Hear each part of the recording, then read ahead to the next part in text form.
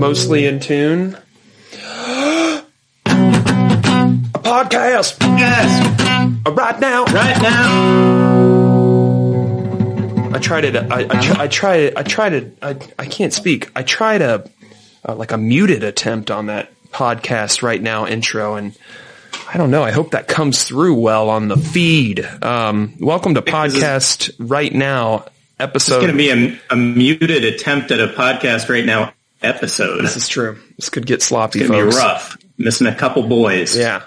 If you're in the chat, feel free to chime in and speak up because you're basically going to be the guest of the show. We'll just be asking you questions and waiting patiently for your answers. No. What are we doing? Episode 192, September 12th, 2021. Yeah. Welcome to podcast right now. It's me and Kevin this week. No Carl. No Carl. That's all you get. No Joe. No Carl. Yeah, so Carl, I think, had to work, right? Mm-hmm. So he gets a pass. He communicated that early in the week. Yep. What do we do with this other jackass? I don't know, man. Guy might be a lost cause. You know what I mean? Well, no, we've him and I, we've had an interesting last couple of weeks. Just I think I was kind of venting some of this to you, but the guy can't drink a beer to save his life. He sucks at drinking beers. He tends to get wobbly way quicker than anybody else I know. And then, he said he wasn't feeling well tonight. I don't know what's going on. Hello, you're on the internet. So I saw him like last Sunday, I think it was. Mm-hmm. And it was, that was the night before Labor Day, right? It was nighttime. We were watching wrestling, and he wasn't like wasted. So I don't know. Maybe it has something to do with how much he eats that day. I don't know.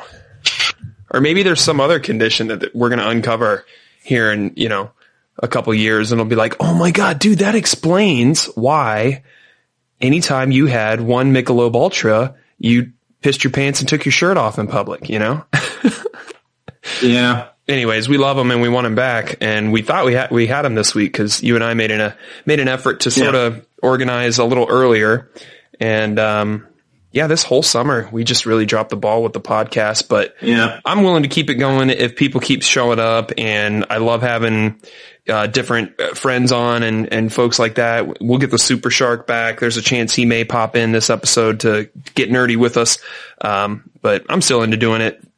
As long as folks show up.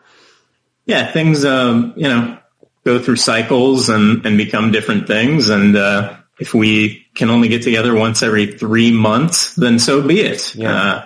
I mentioned Chad asked me the other night if we were still doing a podcast, and I said, yeah, I think we're doing one on Sunday. And would love to have you stop by. Thought that was happening. And then Joe tried to take that away from us, but we thought we would just limp ahead with just the two of us. Just the two of us. Yes. Yeah.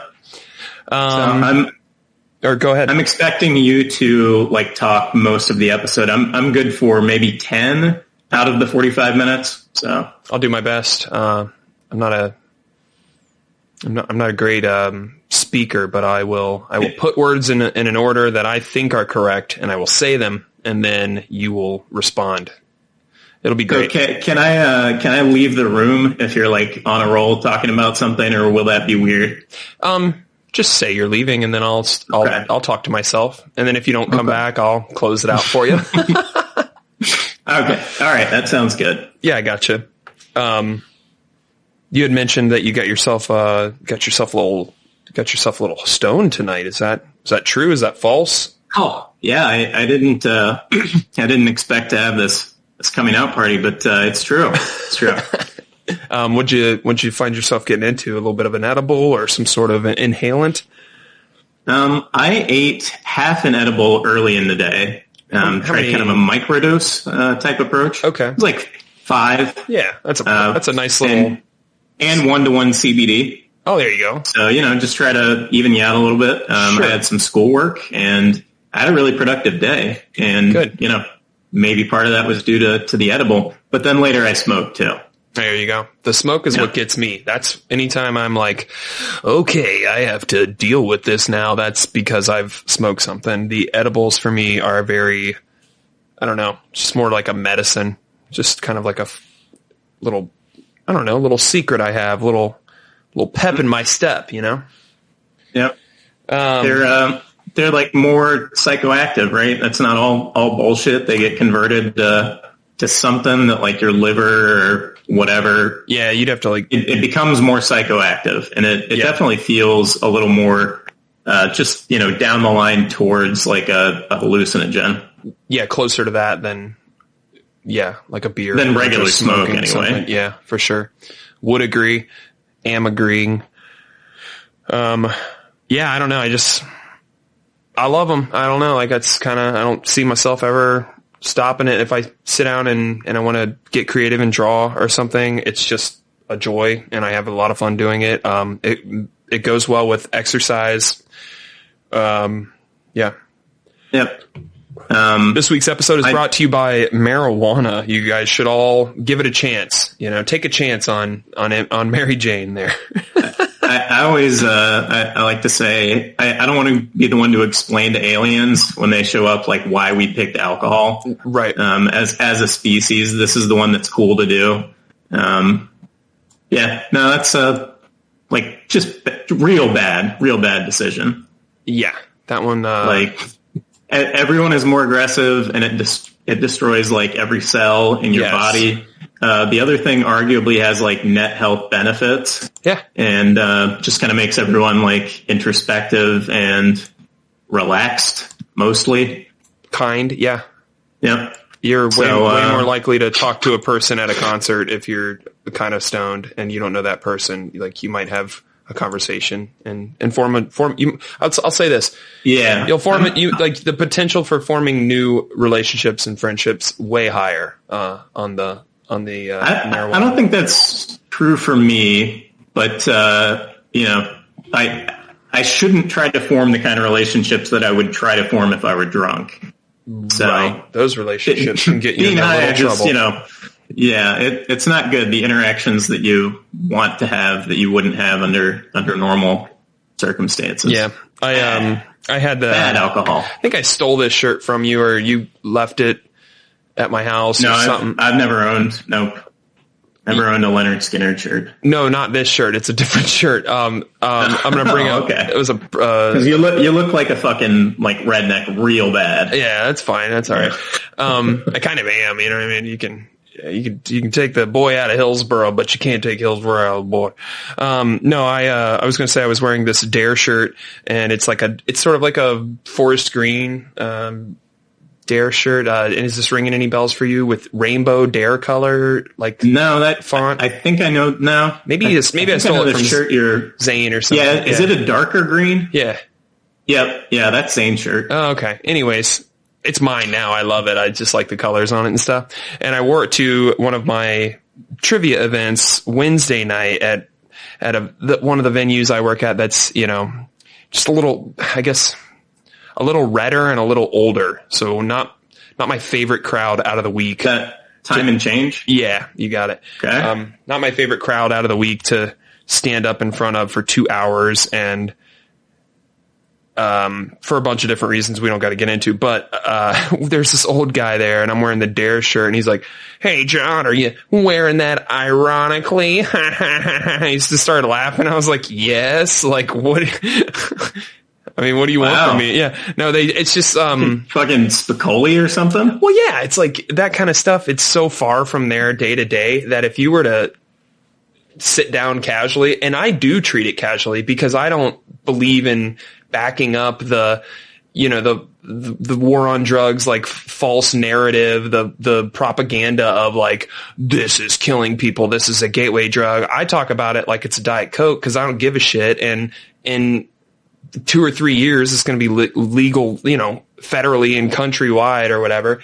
And, it's just not the same thing, like, do you remember the vibe you got like when you were, in college or even in high school where it was just like, whoa, that's like a drug, man. You don't want to get on drugs and it's, you could you could really about weed. Yeah, don't you feel like people had a heavy opinion about it, or were you ahead of the curve on that?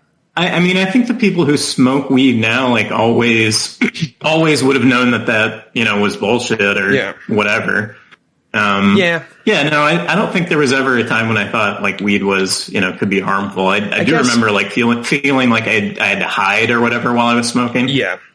That's what I think that's what I'm trying to say is like, not that it's harmful, but that it is, like taboo or has a connotation or something. Yes. And I think that's, it's not true. Like, yes, a bunch of losers who shower once a week and don't have a job certainly smoke weed, but there are many productive members of society that also enjoy it too. And I think the longer that it's legal, you can shower once a week too and not like smell. If you go swimming or something, do you count that as a shower, the chlorine? Yeah. That's better than a shower, I think. It's disgusting, Kevin. What, the shower or the pool has a shower? Yeah. No, it's got chlorine. Did you exercise that day? We'll say yes. Oh, disgusting. Wait, what? You still have to shower. The pool, what? No. Why would you have to? My face it's still like oily if I don't. I mean, I've done this. I know what you're talking about. Like, I've totally done this, and I'm a hypocrite, and I don't have strong feelings on it, but disgusting. I understand not wanting to smell like chlorine or whatever. Like, if you take a shower after you swim, I'm not going to call that nuts, but you are as clean as if you had taken a shower. That's fair. I like the smell of chlorine, too, so it doesn't bother me. Yep. What were we talking about? Hold on.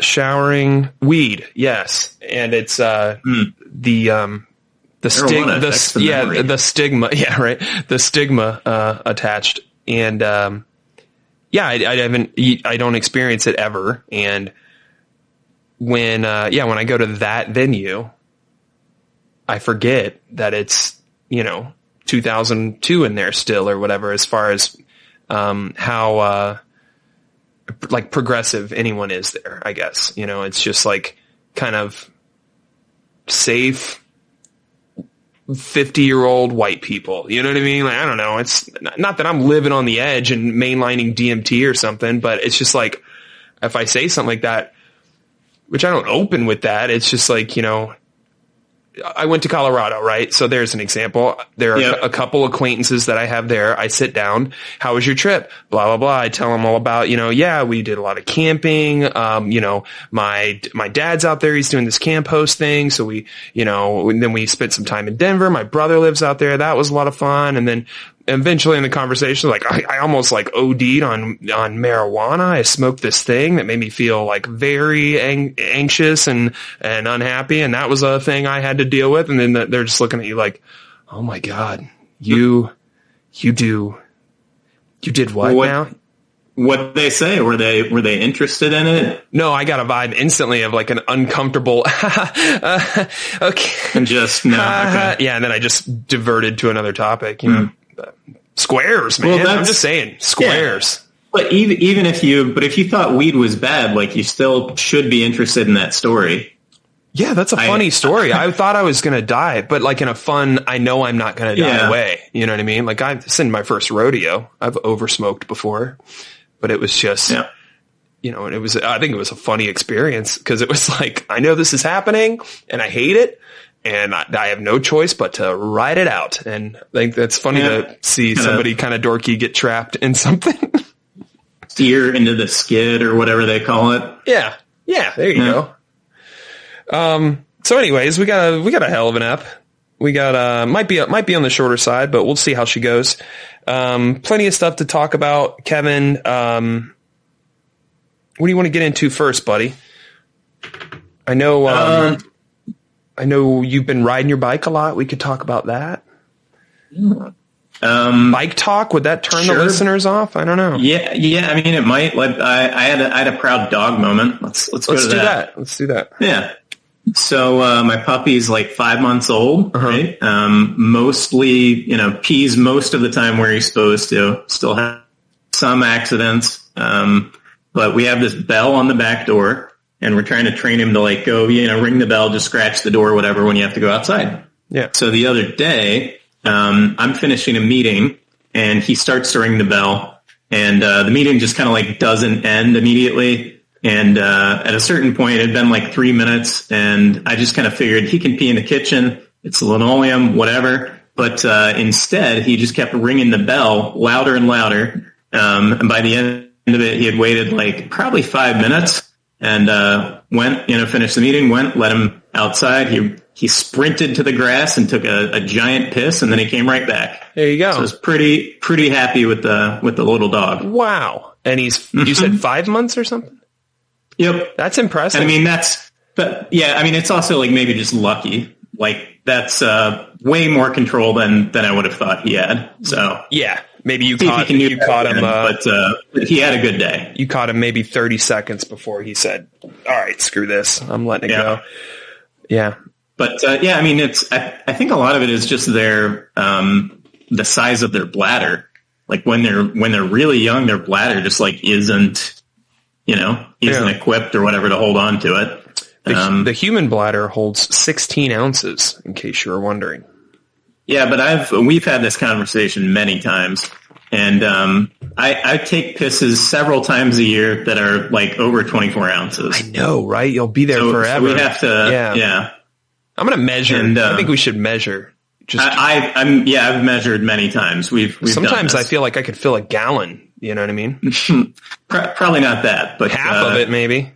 Maybe a quart, like on your biggest piss. Yeah. 16 ounces. No. Yeah, that's like maybe that's like how much they're supposed to hold. Or like, is there that much left in the line or something? Doesn't seem like that could be it. I think I stretched mine out at some point along the way. Because I do that. I hold my pee sometimes for no reason, and it's really bad for you, I guess. But I'll go pee, and I'll be in there like, like forever. I'm like, why did I not go 30 minutes ago or 20 minutes ago? Like I was probably involved in something or doing something or whatever. But it's like, there's no reason to hold your pee. Let it go. I might get a catheter installed. Then that way I could just wear cargo shorts, put that thing right there and one of the sides, and never have to worry about it again. Yeah, I've peed in way more than my fair share of cups and Gatorade bottles and whatnot over the years. Was your dad a truck driver or something? Way of the road. Yeah, it's the way of the road, boys. No, I don't even know. I'm not sure who I knew that would have done that. Someone taught you that. You had to have a cool uncle somewhere who's like, "Hey, Kevin, get over here. You see that Gatorade bottle right there? I'm going to piss in there, man." He probably looked like this. Yeah, probably. No, I had a disgusting habit with Gatorade bottles and piss. Oh no. Just like around your room or apartment or something, or? Yeah, it was like back on Indianola when I was like playing poker nonstop. Yeah. Like there were if you were playing tournaments, you had a break at the same time every hour. But if you were playing cash games, you didn't get that. And I was trying to play like tons of cash games all at once. So, I used to, pee while I was playing online poker, into a Gatorade bottle. Not every day, but probably more than once a week. Yeah. Enough. Yeah. To be fair, the layout of that house, your bathroom you had to go up a flight of stairs to get to it. You know what I mean? Yeah. Yeah. You don't want to climb stairs every time you got a hot lemonade ready to go. Maybe you're a genius too. Who was it? Charles, was it Lindbergh? Remember that movie with Leonardo DiCaprio? Wasn't that the airplane guy? Lindbergh. Am I messing that up? You know who I'm talking about? It's, I think it's Lindbergh. Charles Lindbergh. Yeah. It's either that or Lim. Is that what we think? I don't know. No, I think it's Lind. Could be wrong. Charles Lindbergh. Yes. Oh okay. God, that seemed off to me. Yeah. Anyways, he was like one of those eccentric types, and he, when they like later in life, this is all based on me remembering the scene from Leonardo DiCaprio movie, and he's got the Aviator is the title of the film. He's got like crazy long nails and a big beard, and he just stayed in his house and he was pissing it. He was filling up like there were hundreds of these little ball jars full of his urine. So maybe you're a genius, you're some sort of engineer. Yeah. I thought you were going to tell me he did it like while he was flying or something. I was going to be real mad. It's like he could have just peed. It was like a prop plane, right? Could have just peed out the window. I think with the flight suit and everything, I think you just piss yourself is how that works. If you're a pilot, any pilots in the chat, if you know what we're talking about here, please drop in. But wouldn't that make sense? Regular commercial pilots too. Yeah. Well, hey man, yesterday was the 20th anniversary of 9/11. Do you call it an anniversary if it was something so terrible? You still use the word anniversary, right? What do you call that? Isn't there a grimmer word or a more somber word? Anniversary sounds like a happy thing. There might be a word for it. I'm not thinking of it right now. Anyways, commemorance or some dumb shit. Yeah. I don't know. So yesterday was 20 years 9/11, and I was kind of talking to the girls, my daughters, about 9/11 because they had some questions. It's on people's minds. It's in the, people are talking about it right now. 9/11 is so hot right now. It's so big. It's trending. Actually, it's trending. Hashtag never forget on Twitch. No. And so we're talking about a bunch of different things, but in a post 9/11 world, they might be pissing their pants. Do they got a bathroom up there in the cabin? Because they got to keep that door locked, I thought. Or is there some sort of retinal scan or secret password for a stewardess to get in and for them to know that there's not an Al-Qaeda with them? They might have a bathroom. Yeah. I think most of the time they could just not pee too. A long enough flight, they would have to do something. But that is a legit question though.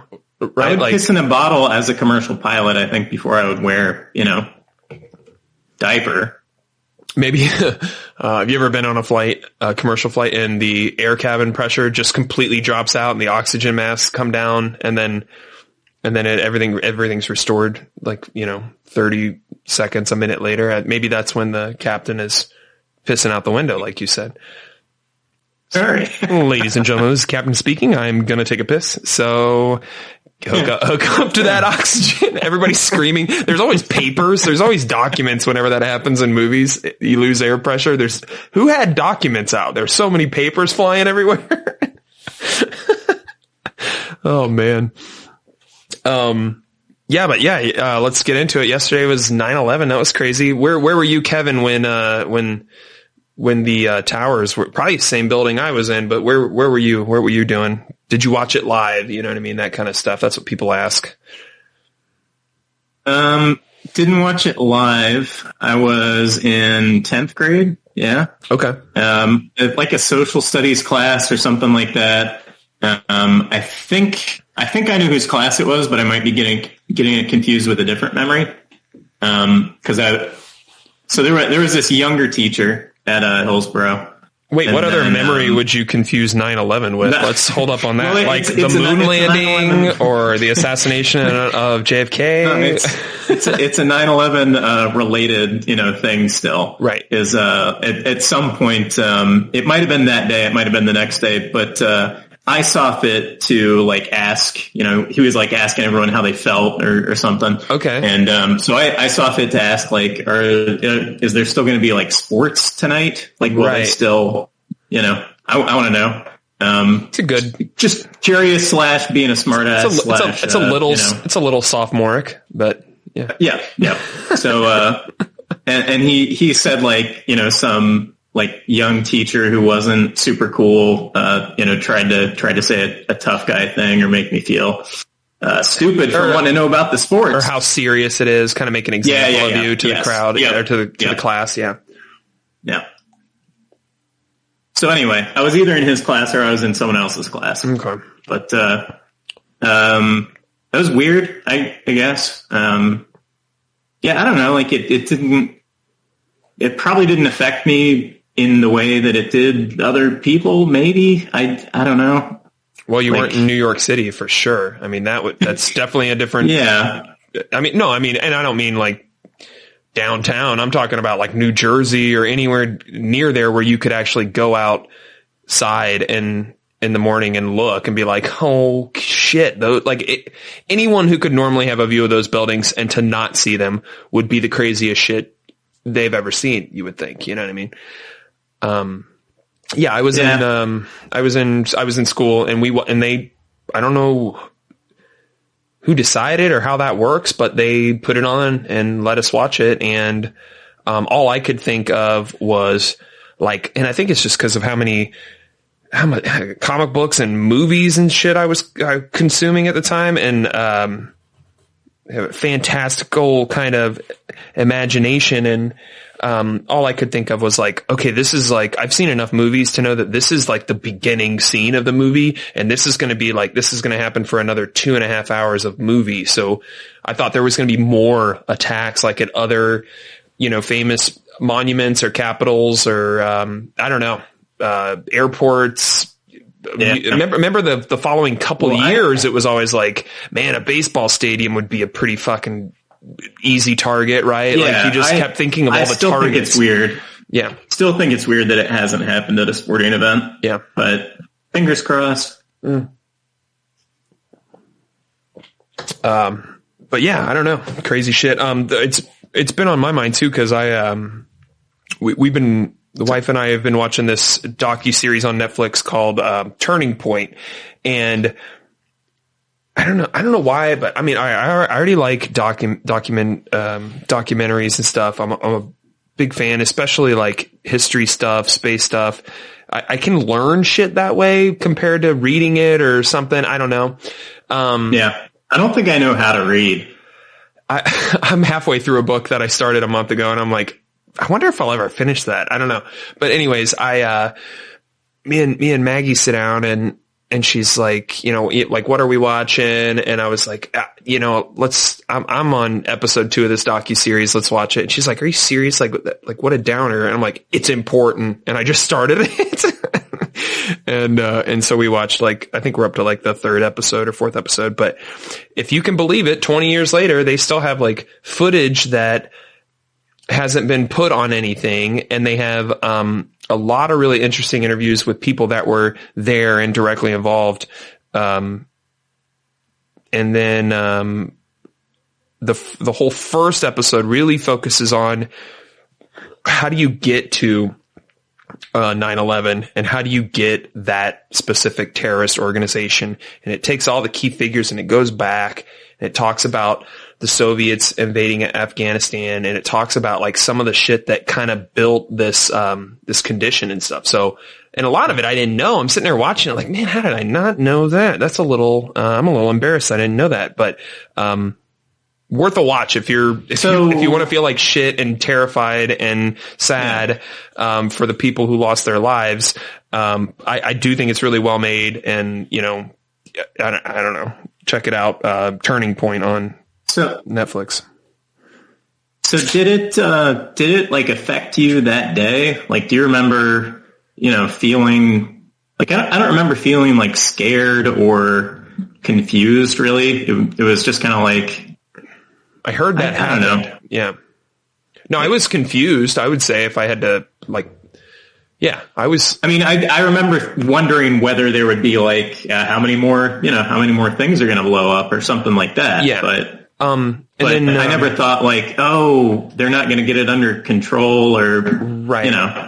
Like I never had any fear statistically. Yeah. And so I guess that's what it is. I don't know. So I remember they did an early dismissal, I'm pretty sure, at our school.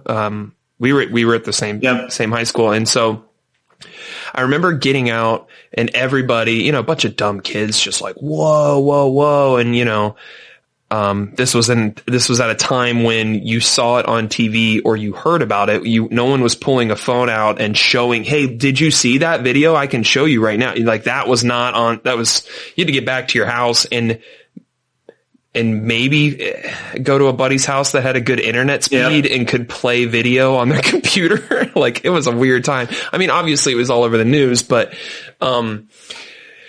I remember really wanting to, I remember really wanting to talk to my dad because cause he always, you know, we would walk over, he was a teacher at, Weber, over there. And that's just a few blocks from the high school. And after school, we would walk over to his school and, you know, he would finish up whatever he was doing and take us home. But I remember really looking forward to talking to him because, growing up, he was kind of always a straight shooter with us. If you asked him a question, he would give you the real shit. Whereas my mom was a little more Catholic and Italian and I don't know, you know what I mean? Just a little more like Santa is real kind of shit where it's like, if you ask dad in a respectful way, he might reveal the truth, you know? And so I really wanted to talk to him about it. Cause I mean, hell, I'm not going to claim to understand global economics and like politics. I suck at all that stuff. And so you can assume that when I was half my age, that it was even more just like, have there been terrorist attacks before, Dad? Like, they don't teach us that shit. They teach us about civil rights movement and stuff at school. They don't talk about, you know, recent history. I don't know. So yeah, I wanted to talk to Pop. Dad, what's going on with these towers, you know? And so, 9/11 guys, Jesus Christ. Yeah. I don't know. It's weird. It's weird to still, I don't know. Well, it's one of those things it's easy to maybe compartmentalize as like, yeah, that happened and it's 20 years later. And I mean, I don't think about it ever really. I mean, day to day. And it's kind of, like nobody wants to get hit by a plane or, have to jump out of a building. But I mean, I get it, but can you think of something else? And I'm not talking about just the people who lost their lives. It was like 2,000 some people that died that day. That's between 3 and 6. I have no idea. It's like Pentagon and towers and everything. It was like 2,000. I looked it up. It was like 2,300 or 400 people, something like that. Give or take a few hundred human souls. Excuse me.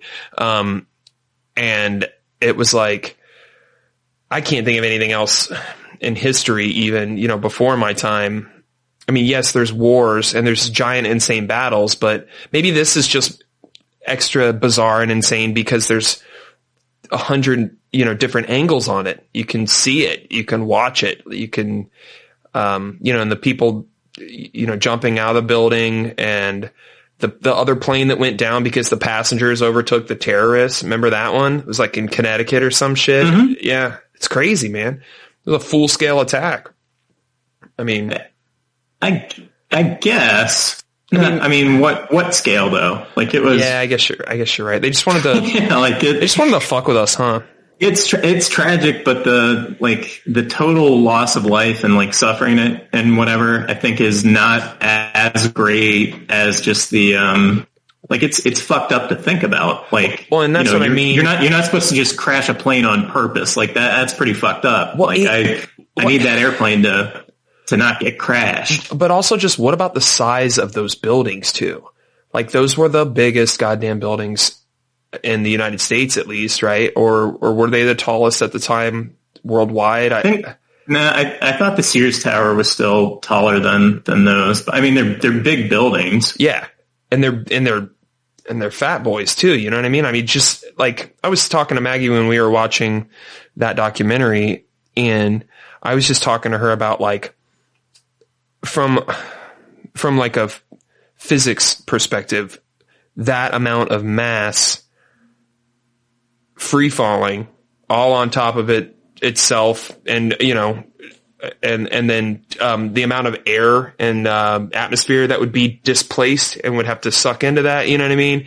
And like, there's footage of, you know, the clouds that just sort of like found places in different streets and blocks and alleys and everything to expand out and stuff, and how gnarly that was for folks that got stuck in it and how fucked up their lungs were and stuff. And they were like people like literally, you know, Independence Day 2012 style, like hopping inside of shops and stuff, shutting the door, and then just black passes. I don't know.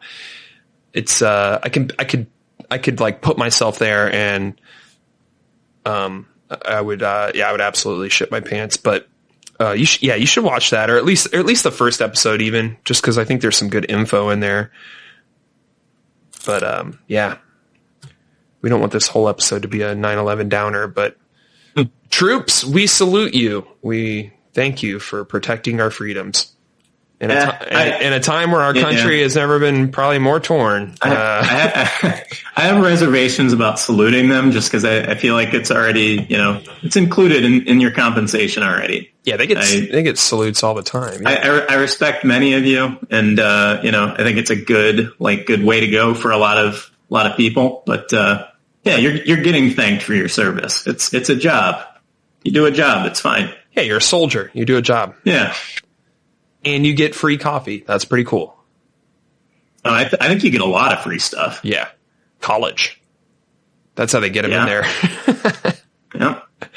I don't know. I couldn't do it. So that's how I look at it, is like, fuck, somebody has to do it. And I'm glad there's a bunch of people that like are wanting to do it, because I think you get free haircuts. I think Tyler got free haircuts.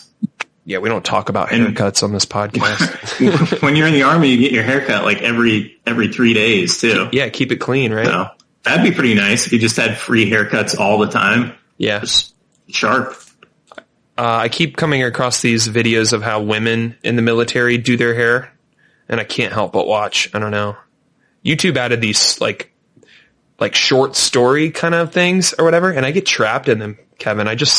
I swipe, I just keep watching these short clips, and more than a few times it's like it'll be a woman with hair down to her ass, and then she's doing all kinds of things, and there's lotions and creams involved, and then when she's done, it's like the tightest, most like UNSC little bun in the back. I don't know, it's impressive. It's like a magic trick. How long does that take?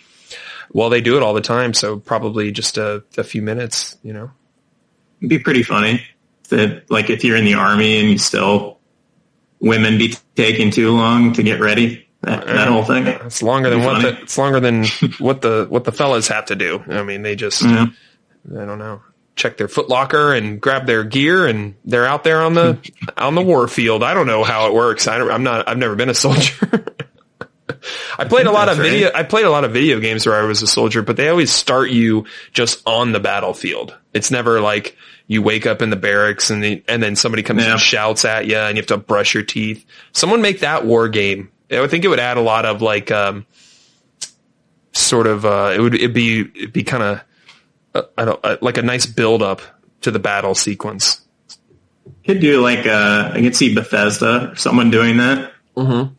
Got to do your whole regular day, and then it transitions into some kind of shooter that's more satisfying than the shooting in those games. I'll just say it. Not using VATS to headshot everything every time. Yeah, or even the Call of Duty games where it's just like I don't know, that the amount of I guess it's more realistic, but the amount of shots it takes, it's just you just drop dudes like it's nothing. I don't know. I like Halo style where you have to fight a little while.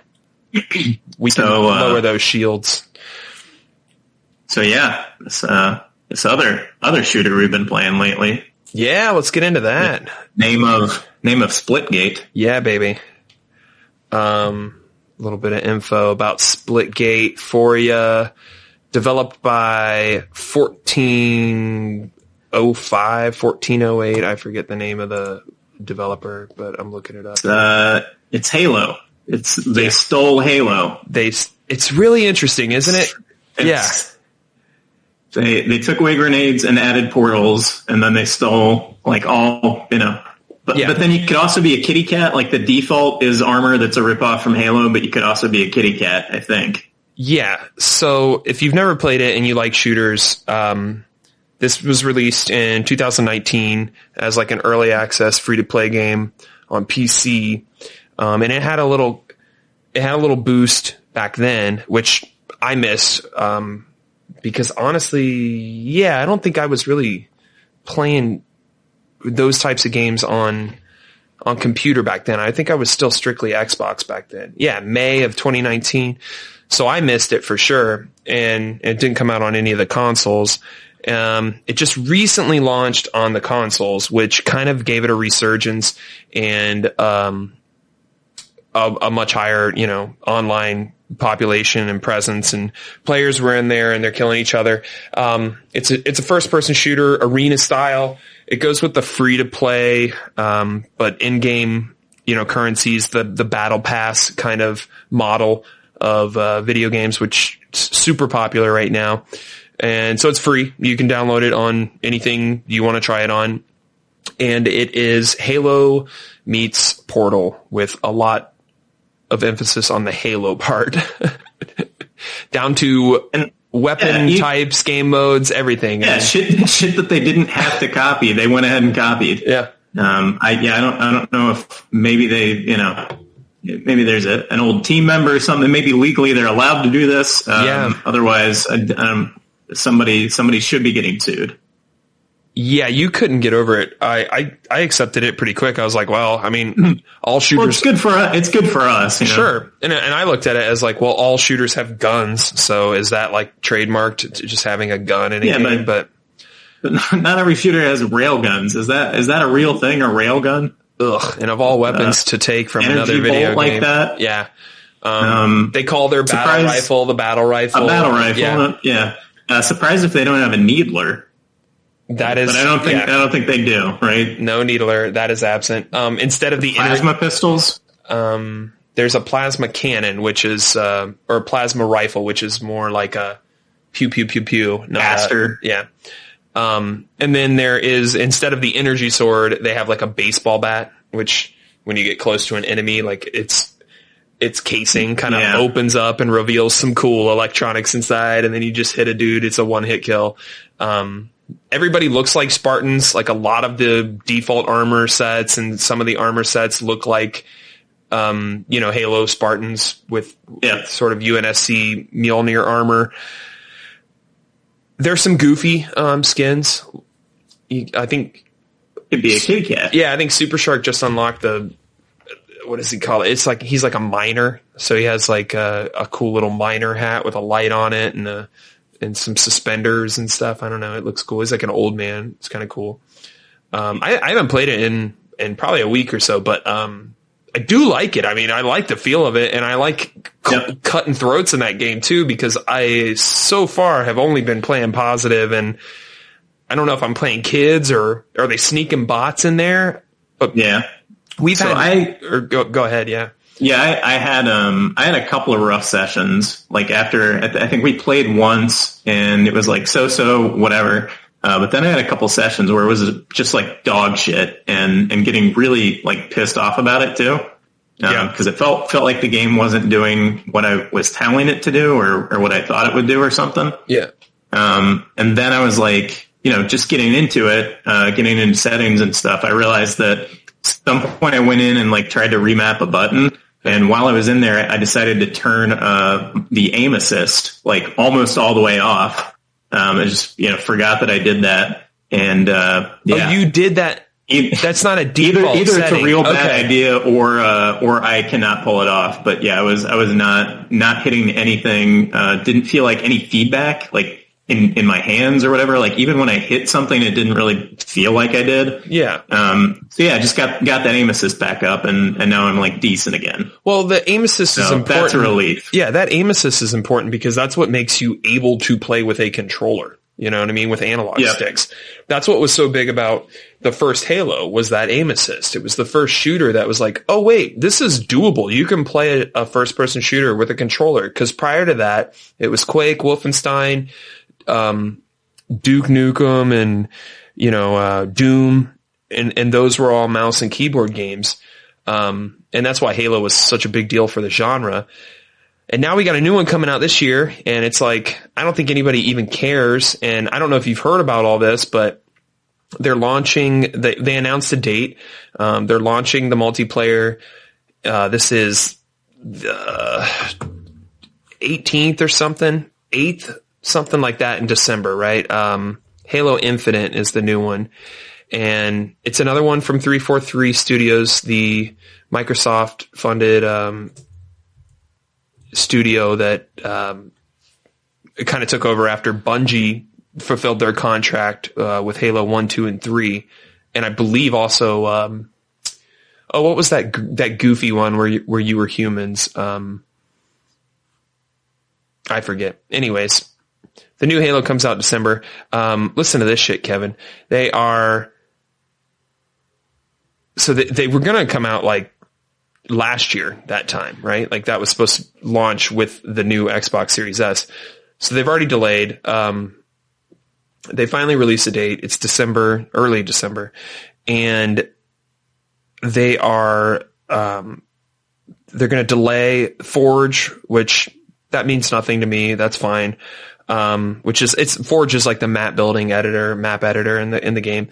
They're also delaying the campaign co-op, which every Halo game I've ever played, when I played the campaign for the first time, I always played co-op with somebody. With one, it was split screen. I did it with our buddy Zane, and so on. Two, that might have been Zane as well. Actually, I think it was because we lived over there in Upper Arlington. But I always played. That was always like a cool way to play the co-op or to play the campaign was, co-op. And I think even like Halo, maybe past Halo 3, so like Reach and 4, I think you could play like 4-player co-op and Halo 5 and all that. And so it was a lot of fun. You could get a lot of people on and you could beat the game together for the first time and take in the story and all that. And so, yeah, go ahead. Are they not doing it or it's just delayed? It's delayed. They're just tweaking it. So, at launch, I don't know if that's what you would even call it, because it's also doing the free to play model for multiplayer. So there should be lots of people to play on multiplayer, and that'll be fun. I mean, that's kind of the main thing with Halo anyway. The campaigns are cool for when you need something else to play. Ooh, Super Shark joining the pod right now, just in time for some video game chat. But I was looking forward to going through it with Joel, John Hill, you, Zane. Maybe he never plays video games anymore, and maybe we could get him back if a new Halo came out. But delayed. So that's weird and kind of sucks. And everyone says like the whole deal with delaying games is you can. I forget. It's like some famous developer said it, but it's like you can release a game only once, and if it's a turd, then it's a turd forever. But if or something to that effect, right? And so like you shouldn't get mad at video game delays, but this one I'm kind of mad at because it is the company is Microsoft. Like how I understand that people are learning how to develop and work with like a hybrid flow or something, but like we can't get this thing out on time. I mean, like I'm not worried about it. It's your flagship title. You know what I mean? Joel, you're in here. Welcome. Hello, Super Shark. Chomp. You say you're not worried about it. You're not. You're good to go.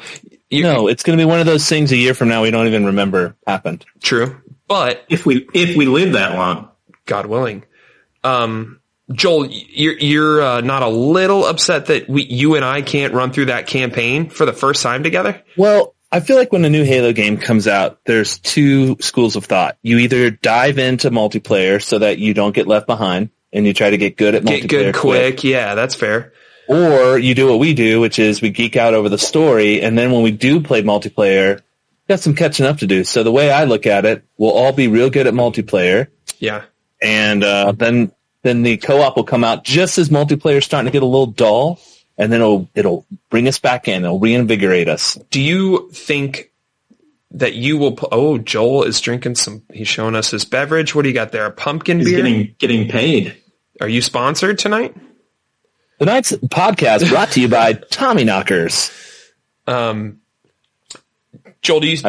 are you going to wait on the campaign for 3 months before playing it? I've been thinking about that, actually. I'm going to play it. This is the real conversation. That's what I'm saying. And if I play it I mean, I'll play it again co-op, but I don't know. It's fun to have that shared experience. There's so little of that in gaming anymore for single player campaigns, you know? Just wait. Probably just wait. If, you know, if it's wait, but then I'm going to get spoiled. Yeah. If it's important to you, you'll wait, you know? How many more of those Halo playthroughs do you have virginity. In this life? True.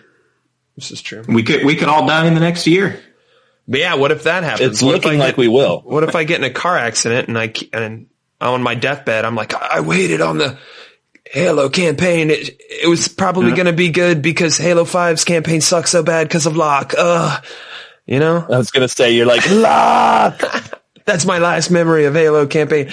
John Locke, 60% of the game. The battle was not 1, not 2, but 3 Warden Eternals. Yeah. 5 was pretty rough. Kevin, I don't even think you played the campaign of 5, did you? No. Me and Joel went back in and played a couple levels. It was a week or two ago, but it was like... Wasn't bad. I don't think we have to finish this. I don't think I've made it through a campaign since 3. I was going to say, well, you played all where most people drop off. You played all the good ones then. You're good. 4 was kind of cool because it introduces Prometheus. Can we do let's do a quick little top 3. Okay, just take a second. Top 3. Top 3 Halo games. Okay? Campaigns or just in general?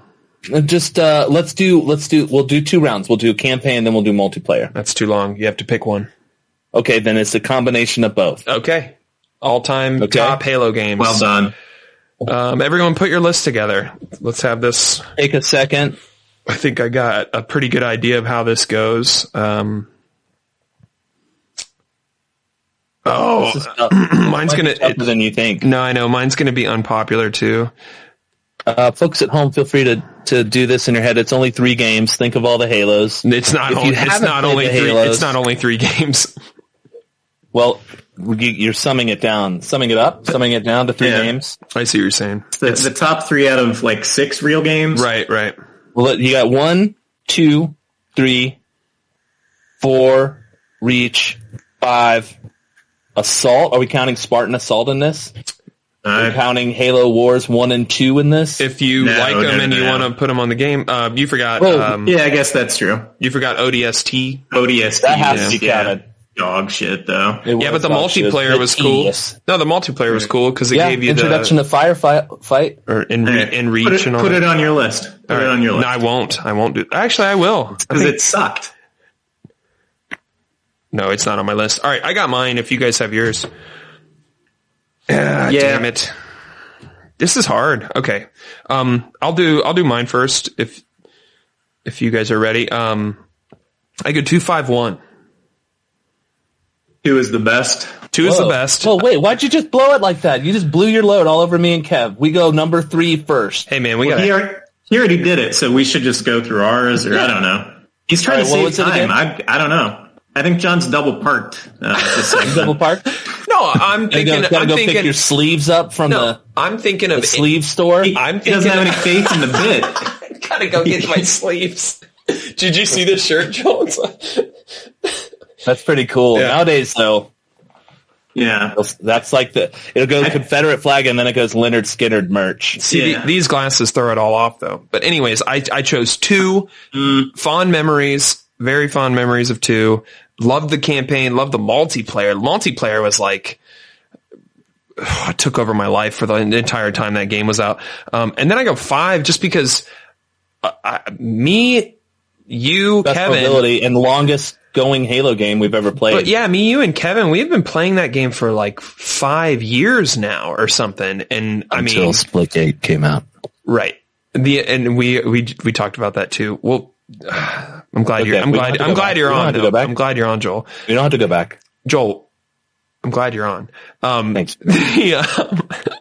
5 was great. So many hours dumped into that. Warzone. I mean, it was all multiplayer shit. Fuck the campaign. And then 1, I had to do it just because of like, bringing your Xbox and setting up a LAN party. That is just, it's fun. I mean, that is just like that is hands down some of the most fun. And if you put it in a time capsule, it was so fun. We worked at a summer camp and we had like 2 projectors running Halo and 2 TVs, and then 2 separate 32-inch TVs CRTs because the year is 2001, and we're just getting shit done. Controller wires everywhere. Everyone's drinking the Mountain Dew Code Red.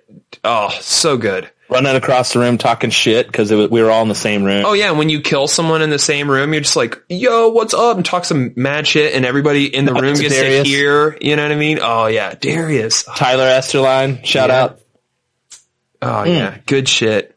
right, So there's well, mine. What do you guys do? Yeah. My number 3 was Reach. Reach is a good one. It almost was my number 3. I like Reach because it changed it up. You weren't Master Chief, which is okay. Introduction And of the I battle read rifle. That was all of Reach, the book. So just from a lore perspective, I knew everything that was going on. Eric Nyland. Very satisfying. Yeah. One of the few books that I've actually read was The Fall of Reach. And, It's good. Like it's fan service, but it's also Real page turner. That author Eric Nyland is like it's a solid read. I mean, you'll blast through it too, but it's good. What else you got, Joel? Did you say them all? Would you say Reach was your 3? Reach was my 3. My 2 is 2. I don't like the campaign of 2. Unpopular opinion. Dude, I that's didn't like playing as an alien. That's when you get to play with the Arbiter and stuff. Yeah, no, I don't like playing as I think an I'm alien. with him. Okay. It was weird at first. I was like, I like what? the alien story, but I didn't need to play as him. Gotcha. And then Halo 3 is my number 1. I love brutes. Give me brutes all day. I love equipment. I like how as you got late game and multiplayer, you could specialize your equipment. So you could be a driver, you could be a medic. You know, I thought that was a very underutilized thing. Introduction of the Hornet. Yeah. Let me hop in here real quick. Kevin, do you remember when we got the Crackdown disc and it had the Halo 3 beta on it? Yep. Everyone bought that. Maybe. That was the only way we could play Halo 3 was and it had Valhalla on it, that giant outside map with the mechs and stuff. And I don't think they had the Mantis yet, but anyways, that was our first Halo 3, and we played that at the Indianola house. And it was because we got our hands on, I think I went to a GameStop or a Play It Trade It or something really late that night after getting off of work at like the Rocky Mountain Chocolate Factory or something. And I was like, the mission was get Crackdown so we could say fuck Crackdown and play the Halo 3 demo or I guess beta. Yeah. Online. I do remember playing a ton of that beta. Yeah. Okay. Let's get Churp's list. Yeah. My number 3 was Halo 3, I think. Got a lot of hours logged on that. Chad and I used to play tons and tons of doubles, just smoke blunts. Oh, yeah. Play doubles all day. I think Halo 3 was, it's like probably one of the slowest, except for maybe 1. And so I kind of like that because it simplified down to like who was better at hitting in the head. Yeah. And so you could really clean up on all the people who are worse than you, but get your ass kicked pretty good too if you run into someone better. Yeah. I think second, I've got Halo 4. I feel like they've gotten mostly better, and that one was one of the most like competitive multiplayers. You said 4? 4, yeah. Wow, psychopath. Okay, maybe I Call was of trying to Duty be different. Okay, but Kevin, it's either 4 or 5, right? It's just 5 is a better version of 4 multiplayer. That's what I'm saying. Yeah. I think they're different versions, and I liked 4 a little bit better than 5. Okay, so real quick, the release of 4, you, Chad, me, it was either Jordan or Zane, but you guys all came over to my place on Kenny Road in Upper Arlington, and we got Wings Over Columbus, and a bunch of beers, and we just lined up all the TVs, and like we had 2 TVs and 2 Xboxes, and we played split screen. That was kind of a fun, like, hey, let's do it like we used to do it. We're all getting old. I got a baby sleeping upstairs. Let's play Halo. We can do this. That was awesome. I thought we played with Joel and Seth that night. Online, we did. Yeah. Yeah. Online, we did. But that was awesome. But we had both. We had the split, in the room and split screen and online. That was was a good night of Halo. Yeah, that was cool. I didn't know we had wings over that night. I remember these things. Yeah. Before I knew that that was the chicken of my dreams. Yeah, I think we went with the B-12 bomber. So my favorite was Reach, and Reach is I went good. with this. I think it did the best, or it had the most fun with the kind of the superpowers in Reach, and especially I was a big jetpack whore. Oh, yep, me too. I was a sprint. So that I was a like, sprint guy. Yeah, You had to equip sprint. It wasn't part of the game, remember? It was it was equipment. Was it? Yeah, and it had a cooldown. In Reach, it was. 4 was the first one where everyone could sprint. You had it all the time, right? Yep. Okay.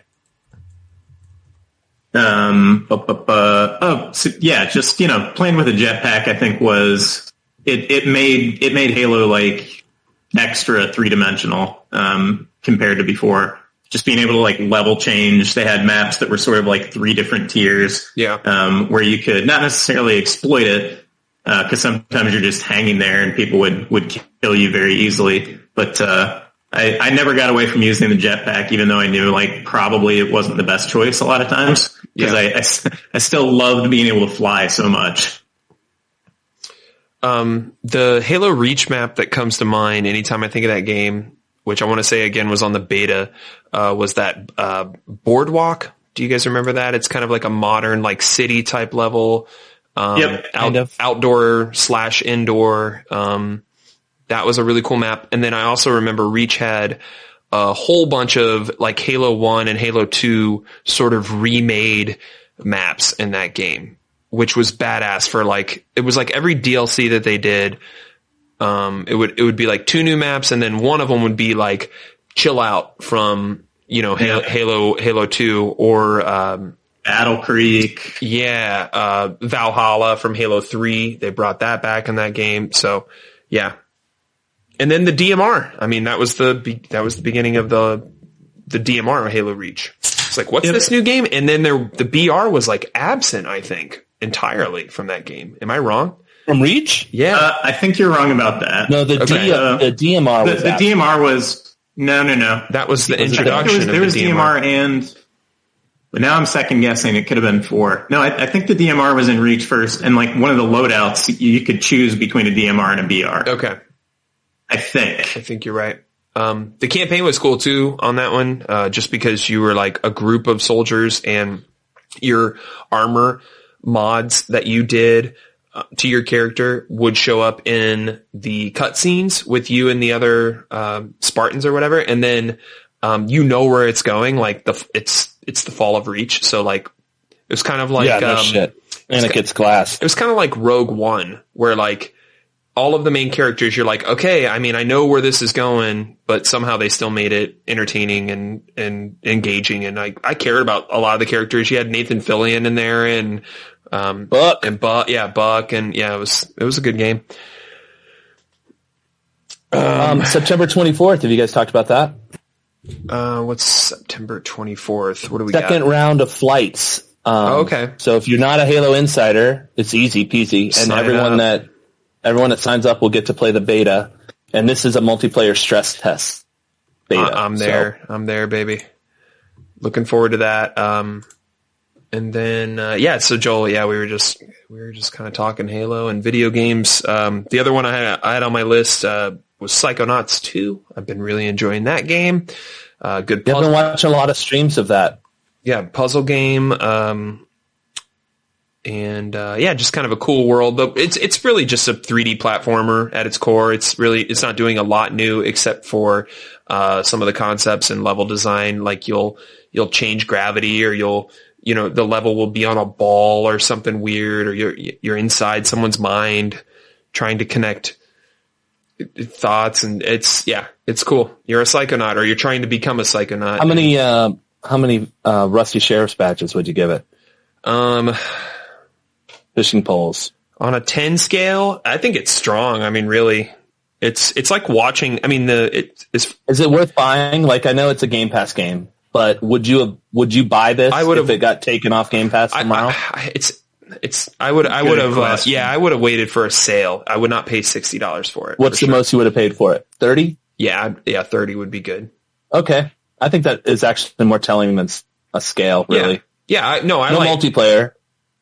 No, it's a story game. Did you not play the first one? I feel like I'm the only one that played the first one. No, okay. I feel like that came out in an era of art style that was not very appealing to me back in the 360 days. With some of your recent hobbies and interests, I think you would like it a lot. Like getting into people's heads. Yeah. Cool. I'll check it out. I really will check it out. Yeah, it's on Game Pass. I installed it. Yeah. I played the first 15, 20 minutes of it. Yeah, learn your powers, and it's cool. Yeah, I've just been really interesting art style. It has Tim Burton vibes a little bit. But I don't want to give him any credit ever. So, Joel, are you talking about like unappealing or whatever? Like just things are a little bit polygon, like just there was this period it's of like art, Banjo-Kazooie looking a little bit, something like that. Yes. Crash Bandicoot, Banjo-Kazooie. There was a early multiplayer game where everyone looked like these little cartoon characters and you'd like whack each other with hammers. Like there was this, Scrubs the zombie. Oh yeah. Called? You got it. Stubbs the zombie. Stubbs the zombie. There's just was this art style that for whatever reason was like, I think looking back, it's more appreciated than it was at the time. But do you remember Croc on the original PlayStation? Did anyone ever play that 3D platformer, Croc and the Croc? Yeah, you were just I remember Croc. Spyro. Yeah, there you go. Spyro's a good one. So yeah, it never occurred to me that that overall look was could be an art choice, because I always just thought it was a limitation of technology, because it did look like that, offensive a little bit. It was trying to get you. Like caricature style. I'm sorry, Kevin, are you talking about the new Psychonauts? I'm saying I think it has a little bit of that look to it. Yeah. Like, I appreciate what they were trying to do with a lot of the designs and artistically. Yeah. But that sliver of it, I can kind of see what Joel's saying if the first one was that way. Like it's unnerving or something. Like things are too pointy. It's busy, and there's a lot going on too. I like it. As you guys know, I draw, and I like the deconstruction of familiar human forms, and how you'll have somebody's eyes that are on a sphere, but then their ears are way down on their cheeks, and they have a beard that doesn't make sense and goes down to their knees. That kind of stuff is interesting to me for sure. But maybe check it out if you like 3D platformers. Joel, any video games? What are you playing right now? Okay, dude. It's my KD on that game is the best I think it's ever been on any game. Yeah, the last time you and I played, I told Kevin and those guys it was I was embarrassed for how well we were doing. We were double digits. Yeah, KD all night. Me and John Hill did the same thing last night, though. Yeah. We were just crushing. It's just are you guys even trying?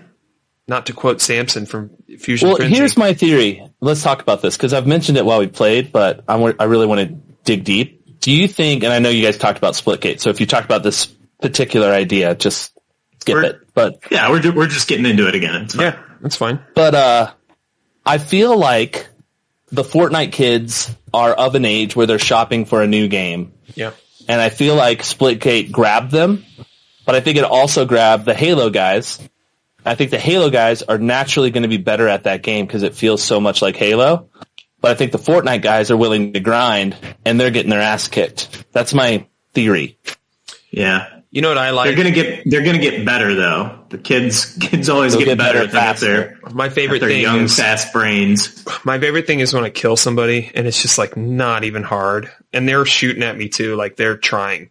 It's just I can picture some piece of shit little 9-year-old at his grandpa's trailer oh, this game's bullshit. I wish I could build a tower, because that's what I hated about Fortnite is I want to shoot people and kind of mess around with the vehicles and stuff. And then as soon as I get in a fight, somebody erects some crazy tower and they put all these walls up and I'm trying to do walls and I'm like, man, fuck this game. I just want to play a shooter. That's kind of how I feel about the portals in Splitgate at this point. I haven't figured out how to do anything useful with them. Oh yeah, you got to start playing with the portals, man. I'm just avoiding them and trying to make it, regular guns and. You can do that though. Unlike Fortnite, you can fully ignore that mechanic. That's true. That's a really good. You can. Yeah, a little bit or mostly. I would say. I mean, there's an advantage. Certain levels. Yeah, certain levels they put it everywhere. You're right. There are levels like it's impossible to get to certain points without teleporting. No, that's not true. You can get up there. It's just impossible not to be seen through like teleports. Yeah. Because everything can be made into a portal. I've had some insane grenades. Shit. No, I'm cool with there not being grenades. I'm fine with that too. It's and so like I've had like some.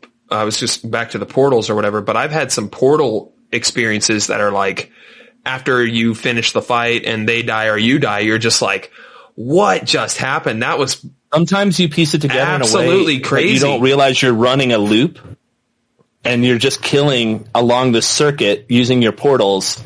And once you get into that groove, there's no turning back.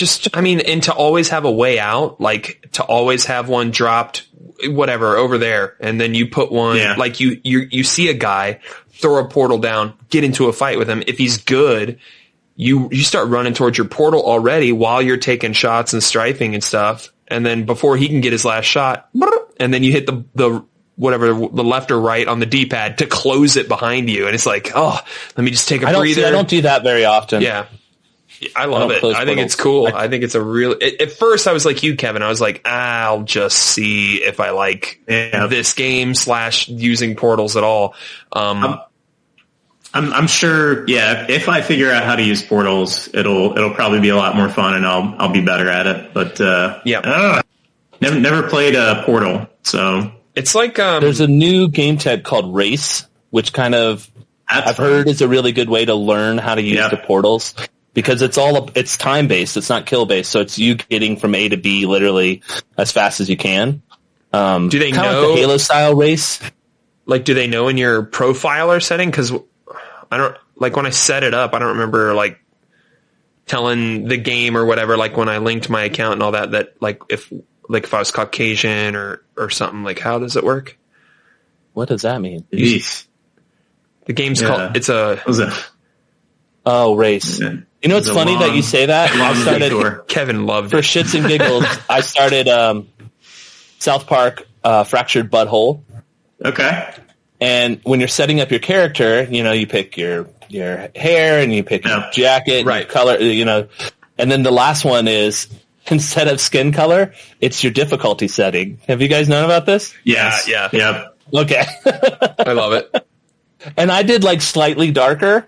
And so my parents are Latino, which is fantastic in the game. Those guys are great. They're like yelling at each other in Spanish. I was like, God damn, those guys are on it. In a world that 2 of those South Park games exist, this is not as bad a world as you think it is. You know what I mean? That's so cool that they were into video games enough and like cool with producing and putting all that together. It's a really fun game. It's like watching a episode, but you're playing. Like the transition between the animation and the playing is a lot better in this one. I played it Stick of Truth. Yeah, it just got boring.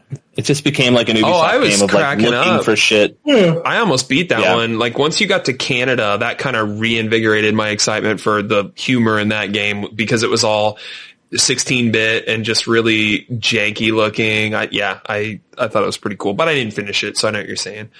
I liked Stick of Truth a lot. Yeah. I finished that one. I started playing Fractured Butthole, and I think I liked it.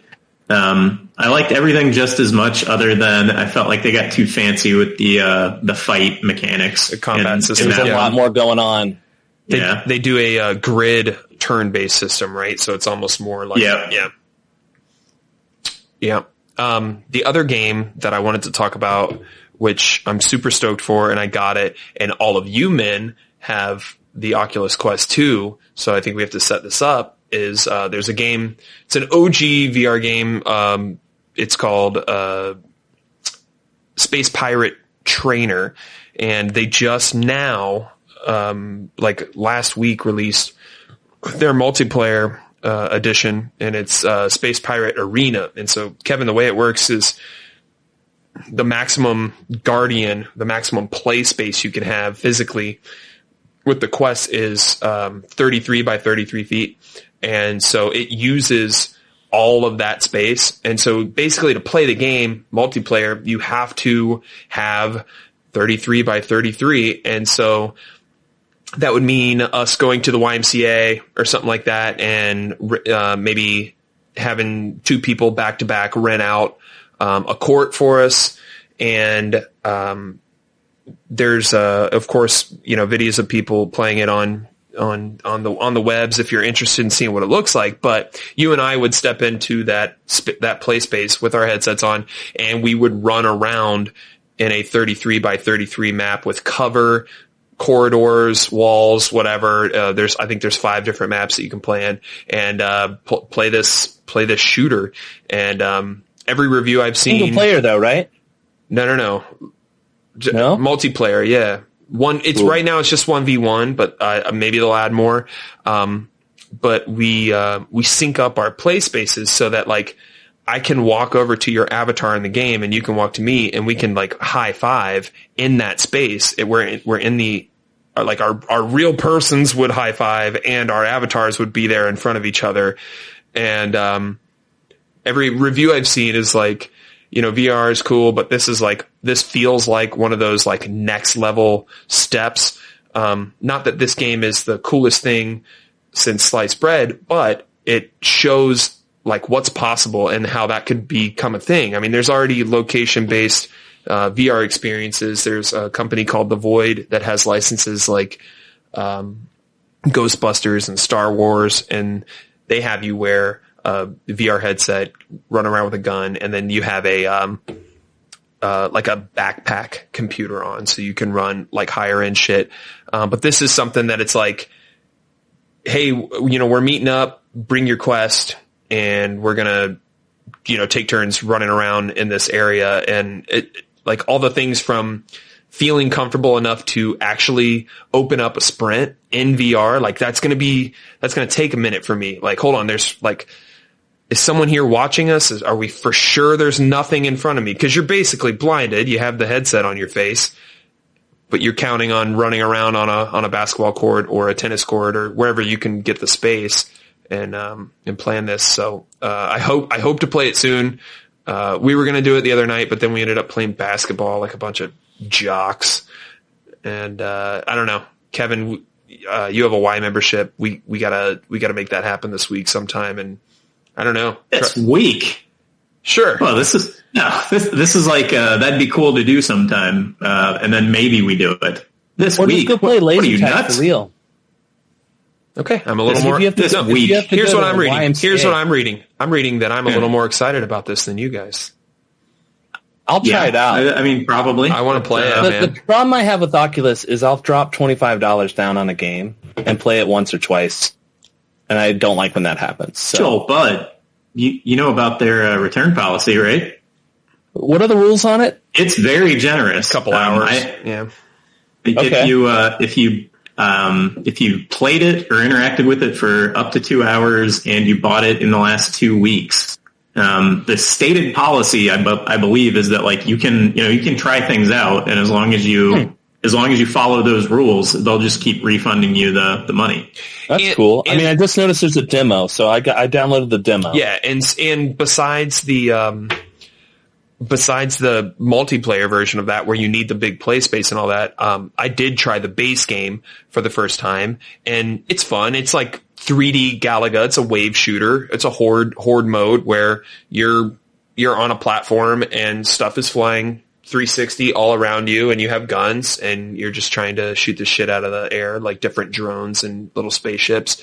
You know what my thought is? Go ahead. My thought is that I'm like worried. I'm afraid that if we were playing that game in a YMCA, one of us would like fall and break our hip. Oh, I know. We're getting too old for this shit. Style. What a terrible Sometimes story. My knees hurt. What a terrible story that would be. Like, how'd you break your hip? Well, my bald friend told me to come to a YMCA with I'm old now. Dude, I'm old now, and I tried to play real life Halo at a YMCA. Yeah. It's basically laser tag in VR, yeah. What was that guy doing you saw out today?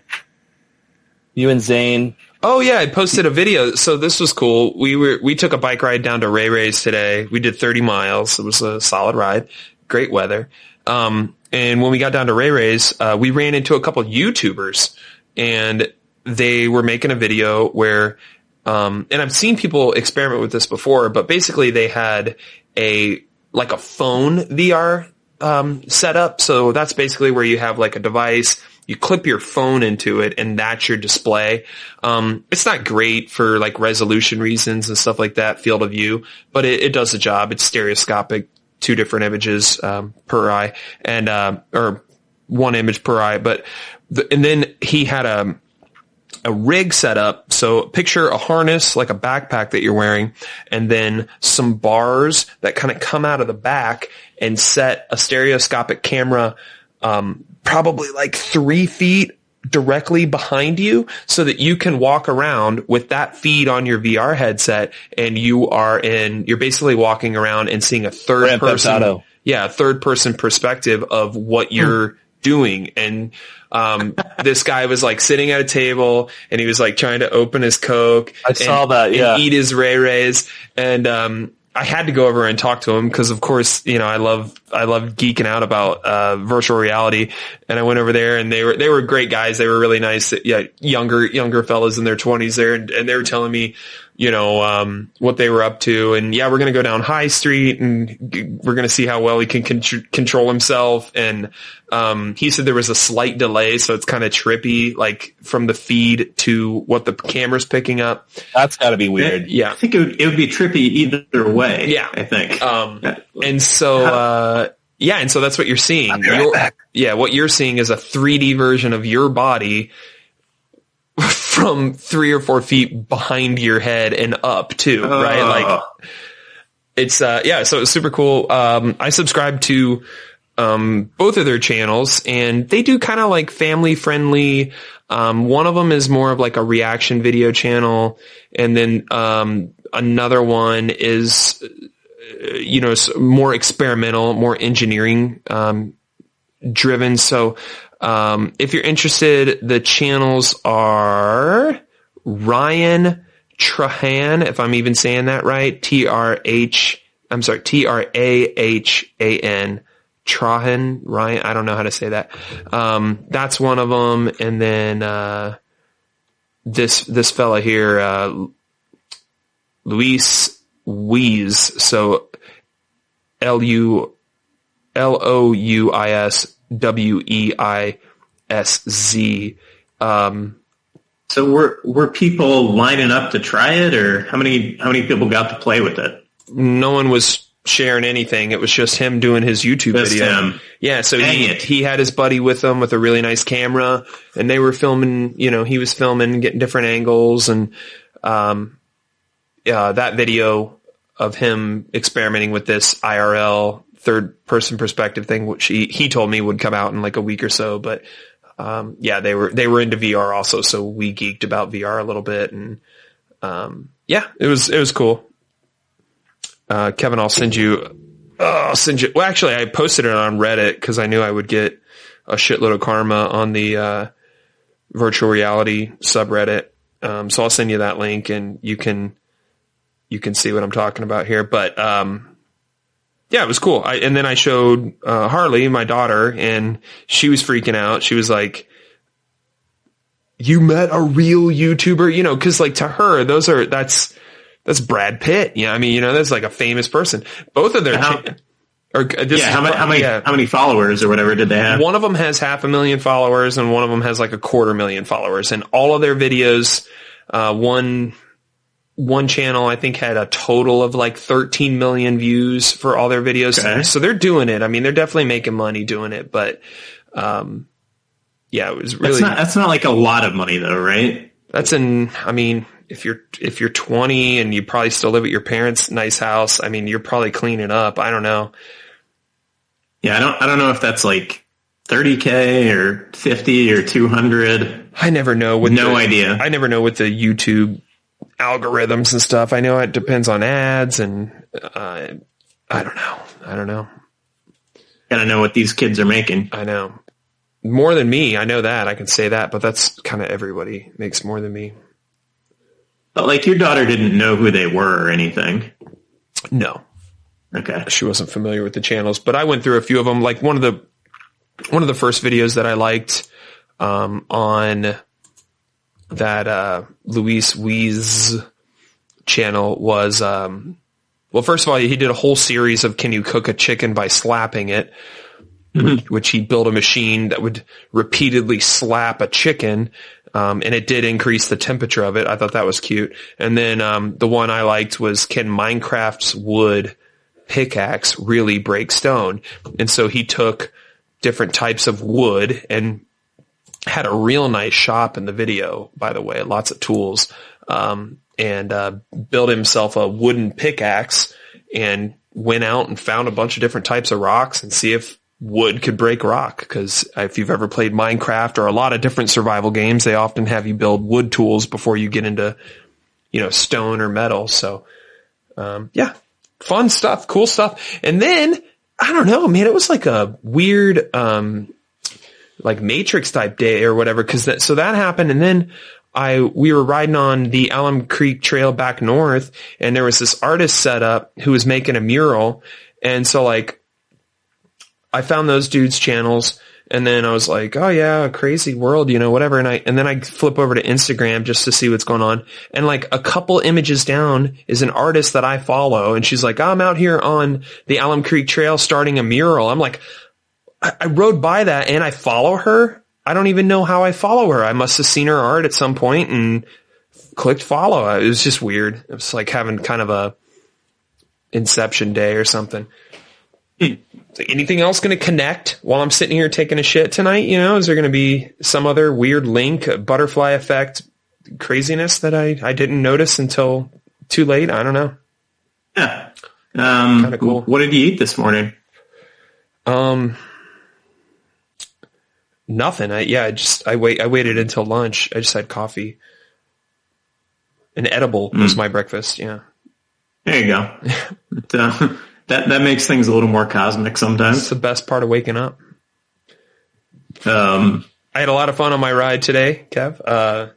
I know we'll switch back to another topic when Joel returns, because he doesn't like bikes or exercise talk. Yeah, but logging the exercise minutes, that you actually claim.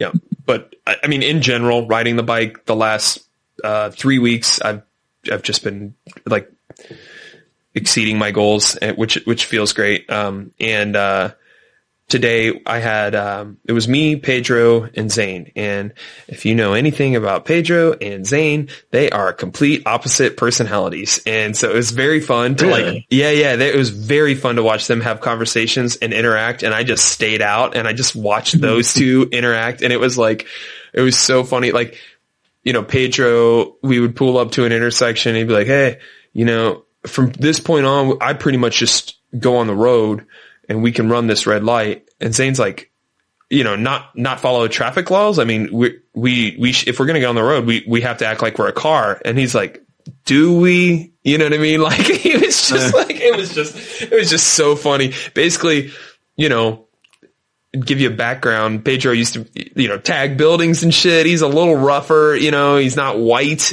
He's just a little more interesting, I think. And then there's like, by the books, Zane. And it was just so funny to watch those two interact. They were arguing about this, that, and the other in a nice way, a fun way. But like I told myself, don't engage, just sit back and see what they do. Yeah. I don't think you don't have to sit at a red light if there's nobody coming in either direction. And I don't think, but you should mostly try to, think of yourself as a car. Yeah. And the way I look at it too is like, if you don't want cars to act like dicks around people, cyclists, it's like, try to, send it back the other way. Try to be polite to the cars, Yeah. Signal. Zane and I have had we've had like real weird, like cars not know how to follow us when we're riding down roads. It's like, do I pass? Yeah.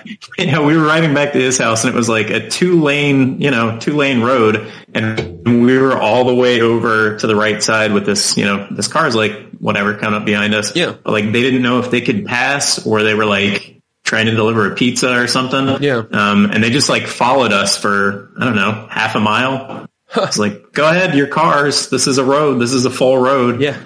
And, I know. I've had that happen before where it's like I want to wave people around, but it's like I'm over. I mean, I saw that and I called you out to my crew like, hey, car back. Which when I say that to a group, the way I understand it is let's make a single file to the right side of the road so that a car can get around us, and they don't have to go 20 miles per hour instead of 35 or whatever it is where you are.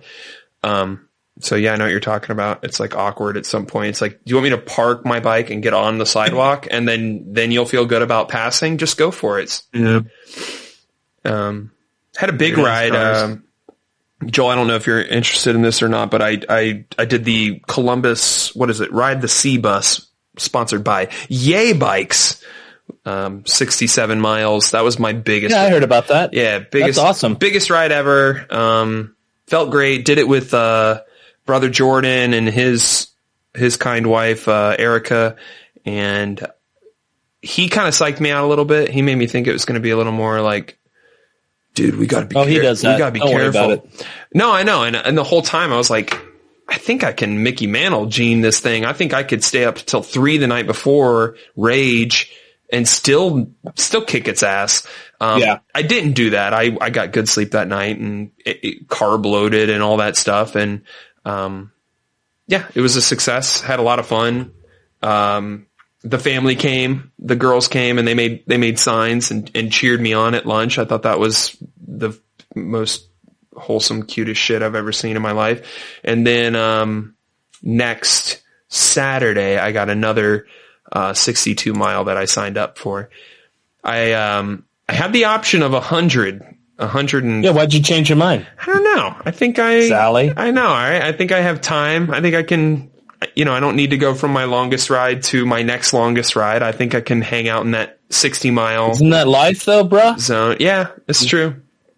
You just got to keep up. But you're going from 62 to 67, or is it the other way around, 67 to 62? Oh, this will be so doable. Yeah. I'm going to be, it's like 60, 62 or 63. What's the elevations on it? Drops and gains? Elevation change for the 60 mile ride is 1,000 feet. The elevation change for the 100 mile ride is 4,000 feet. So that would be more intimidating than the length. Yeah, and so that's what I was thinking. The elevation definitely 4,000 feet. Yeah, that's a lot, dude. Yeah, we got hills in Ohio. There's not a lot of them, but yeah.